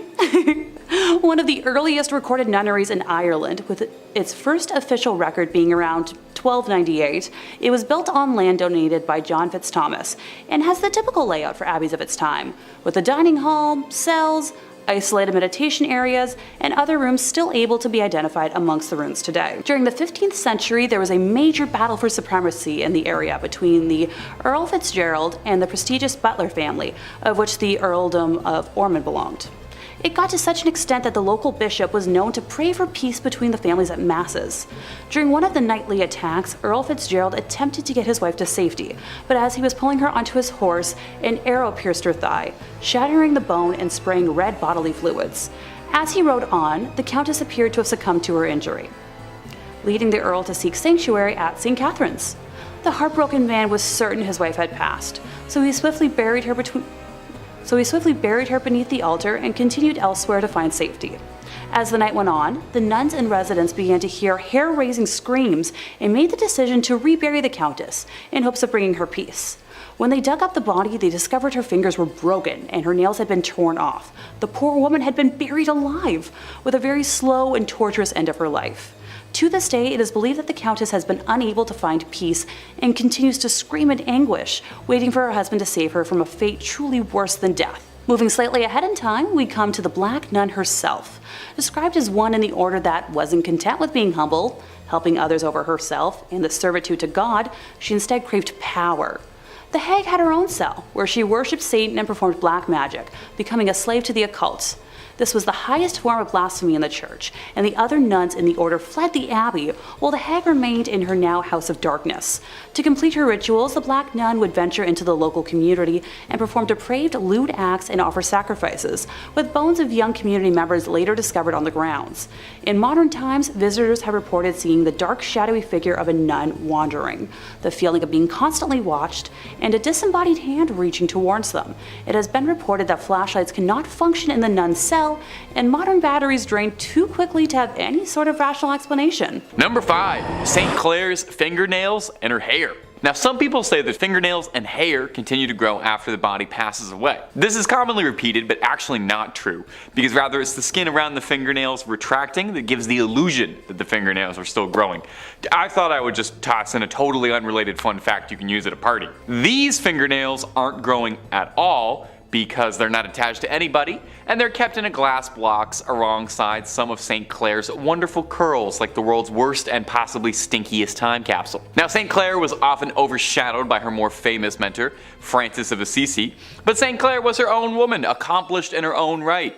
She founded her own order of nuns, the Poor Clares. Inspired by Francis's teachings when she was a teenager, she renounced the world and founded an order based on the ideals of extreme poverty and contemplation. I should probably look into this order because being extremely broke and contemplating being extremely broke is about 99% of what I do. The order spread popularity and houses of Poor Clares were established far away from her home convent in Assisi. Now, it's said that part of what made St. Clare's decision to give up the worldly life so inspiring was that not only was she blessed to be born into a family of great wealth, but oh va-va-voom, St. Clair was a real stunner. Now, you know, the depictions we have to work with may not look like much, but they called her the first Jenner for her luscious lips and flowing locks. As proof of her devotion, Frances trimmed her beautiful extravagant hair as a physical manifestation of rejecting her former vain existence. As you can see, I'm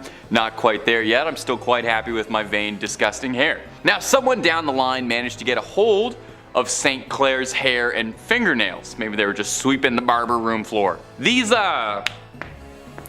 treasures, for lack of a better word, were kept and encased in a reliquary at the basilica named in her honor. This also contains a rock crystal flask with her fingernails. Really not sure why anyone felt they needed to keep that. I'm not sure how holy these are, but hey, I'm not a saint or a bishop or a pope or any of that stuff. I'm just a YouTuber and I'm barely that even. But if you want to hear more of me narrating some of these strange and peculiar parts of the big globe we share, Top 5 Scary is the place to be. We got a little something for everyone. So make sure you click on through, like this video, subscribe, and hit that little bell, and we can keep on bringing you screams every single day, twice a day, and then some. But do that at the end of this video, okay? We got way more weird Catholic relics coming up for you. Number 4, papal hearts. You know, they say some people wear their hearts on their sleeves, and some people collect 22 hearts in marble urns inside a beautiful reliquary. We all have our hobbies. We all collect things. Just make sure those hearts are still in their original packaging, otherwise, you know, they're totally worthless. Well, these aren't just regular old hearts. These are the hearts of 22 former popes. Obviously they're former popes if their hearts are, obviously. At the Church of Santi Vincenzo e Anastasio a Trivia. Oof, that's a mouthful, we're not saying that again. You can find the sealed hearts of 22 popes in marble urns for all to appreciate. The popes are listed to the left of the altar, with the oldest coming in all the way from the 15th century with Sixtus V to the fresh and still beating heart of Leo XIII in 1903. Now, this custom of separating a pope's organs from the corpse sounds a bit strange, or a bit Egyptian, like they might mummify them. And then this process was called praecordia, and was done to prevent decay while funeral arrangements were made, and just to test a little bit if they were worried the Pope was going to reanimate. The tradition started up in the 14th century when it was established that when a Pope passed away, they would be mourned for 9 days. 9 days, with suffrage massages being said each day. They borrowed this little schedule from the Byzantines, who observed deaths of their emperors in a very similar manner. Really taking a while off. They took a whole pay period to mourn the loss, and then you dry those tears right up, get back to work. Now, this was all the rage for popes of yesteryear, very trendy, very in fashion. But Pope Pius X in 1914 had a change of heart when he expressly forbade it in his burial and will. He said, "Don't do any of that weird stuff to me." Those were his exact words, if you can believe it. Now, since then, his successors have all agreed and have all done the same. But who's to say? I feel this could be coming back in fashion. Pope Francis, how you feeling? You gotta listen to your heart on this one. Number 3, the Holy Souls of Purgatory. Purgatory, in Catholic belief, is kind of like a giant waiting room while the upper management figures out just where exactly they're going to find a good spot that's best for you. Well, that's simplifying it a bit, obviously. The soul is thought to be stranded in purgatory until it atones for its earthly sins, but you can hurry the process up just a little bit if your loved ones back on earth are praying for you. In the back of the Chiesa del Sacro Cuore del Suffragio del Piccolo Museo del Purgatorio, or Museum of the Holy Souls in Purgatory, holds a collection of relics that have been singed by the hands of the souls of those trapped in purgatory. These burned handprints are believed to be the souls trying to communicate that their loved ones need to pray harder. I don't know about you, but I would definitely start praying real hard if burned handprints started showing up in my books, but I would be praying for an exorcist, more likely. Now, this is kind of interesting, and I didn't even know this. Purgatory isn't even mentioned directly in the Bible, but the concept of purgatory dates back to the 11th century. This notion that trapped souls needed to be freed came from a story told to the Abbot Odilo of Cluny by a monk returning from the Holy Land. He told this story about how this ship had been wrecked, that he'd been cast ashore on a mysterious island, and a hermit who lived on the island related his own story of a chasm from which screams of trapped souls and demonic flames rose and ravaged. He told of how the demons would complain about losing souls when your loved ones would pray for their behalf. So November 2nd was established as All Souls Day. Everybody, all the souls. Where it was believed that prayers by the living could help get all of those trapped dead in purgatory loose.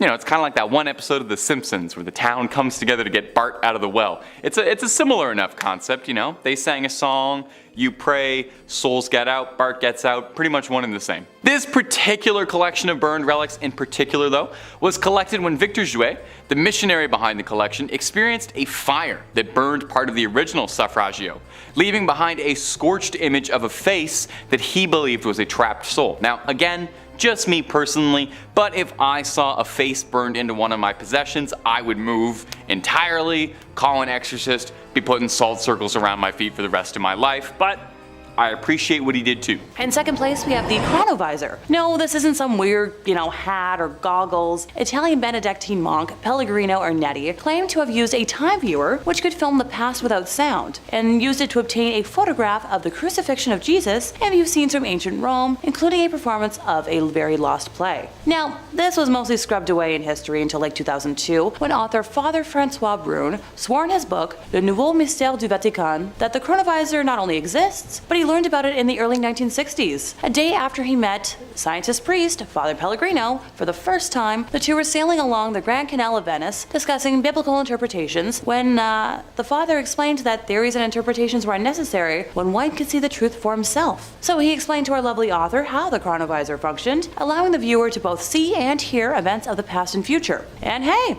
if you don't believe my word, his full account is in that book I mentioned earlier. So with a little digging, researchers will find first mentions of the chronovisor in a 1972 article published in the Italian magazine La Domenica del Corriere entitled "A Machine That Photographs the Past Has Finally Been Invented." Belongs to the Vatican, and this chronovisor time machine is heralded as one of the papacy's best kept secrets. It's said to be replete with 3 precious alloys, cathodes, dials, levers, and has the ability to display myriad historic events in biblical and Roman history. So apparently, since it acts as some sort of television, it can verify all of this. Now, this time machine is claimed to have been invented in the 1950s by a dedicated and secret team of Italian scientists, including who I've already mentioned, Mr. Pellegrino himself. Critics may take credibility issues with the fact that he, eventually became a priest, but he was a scientist first. See, this critic doesn't take issue with that, more so that the Vatican is hiding a tool that could be used to help solve, unanswered crimes around the world and maybe help people. Like, imagine how many killings could be solved and how many families of lost people could have answers. Stop being selfish. In first place, we have the allegations from Arise Church. So an external review of Arise Church has called for its entire board to resign after reports from more than 500 current and former members, that include allegations of cult-like behavior, racism, SA, and conversion therapy came to light. So that report, compiled by a group called Pathfinding, which is, a consultancy firm for charitable organizations, was leaked to journalist David Ferrier, who revealed pretty damning allegations. The report was filled with experiences of, like I said, so many people involved with the church, which received nearly $15 million in donations the year before it was released. A 34-page summary of the investigation concluded it was undeniable that there had been significant hurts caused to people involved with Arise and egregious and systemic failures in governance over many years. And called for the board members to get the heck out. Arise Church senior pastor John Cameron did resign from his role following all these allegations, and Brent Cameron, pastor and brother of John, also resigned from his position around the same time. In a statement on its website, Arise said it was committed to safely share the stories of those who had participated and the report had been illegally obtained. Sure, whatever you say. The Pathfinding report recommended a full independent review of the church's finances, including, how donations tagged for certain purposes are used in reality, and a review of policies around expenditure limits for senior leadership. It also recommended disallowing tithing by younglings, and for those who are unaware, it means giving a percentage of your earnings. There was pressure to donate money, and some felt pretty uncomfortable about comments made about their donations. And oh no, I wish I could swear right now. Underage people should not have to give a percentage of their earnings to anything if they're working. In total, 545 people completed submissions for the review, including folks from every campus across the country, past and present ministry school students, current and former members, staff, and past board members. They revealed harmful practices that had continued up until present day, and a very significant number of people had experiences that caused pain and hurt. A review found racist remarks were said from those preaching on the stage, with some staff being told to focus on white kids. When troubling behavior was experienced by members, they felt unable to speak up due to the pressure to say yes and please senior leaders amid an honor culture that had a strong focus on leadership rather than Jesus. This culture created favoritism among members, and leaders sometimes used derogatory nicknames over a period of months for some individuals. So the reviewers heard from people who were pressured to continue working despite illness or serious injuries, including broken bones and concussions, and the dangers people faced driving through the night on no sleep to meet expectations, and operating heavy machinery after 17 hours of duty. Reviewers heard reports of people at the church who were part of the LGBTQI+ community being subjected to conversion therapy and denied opportunities to serve because of their sin. And when I tell y'all I almost burst into tears when I first read that, as an openly bisexual woman, in today's day and age, I just want to scream whenever someone claims sexuality other than heteronormativity is an abomination or a choice that can be changed. People are born this way, and that's their lives. Let them be. It's not going to hurt your existence. Arise Church has reported a loss of almost $2.8 million, and after all of the above came out last year, I couldn't be happier. The average number of people at physical Sunday services fell from 4,000 people to under 3,000, and virtual services were attended by an average of 700 people, down from over 1,000. Numbers also fell across the church's programs for children, which went down 28%, and young people, which was down 62%. Good riddance.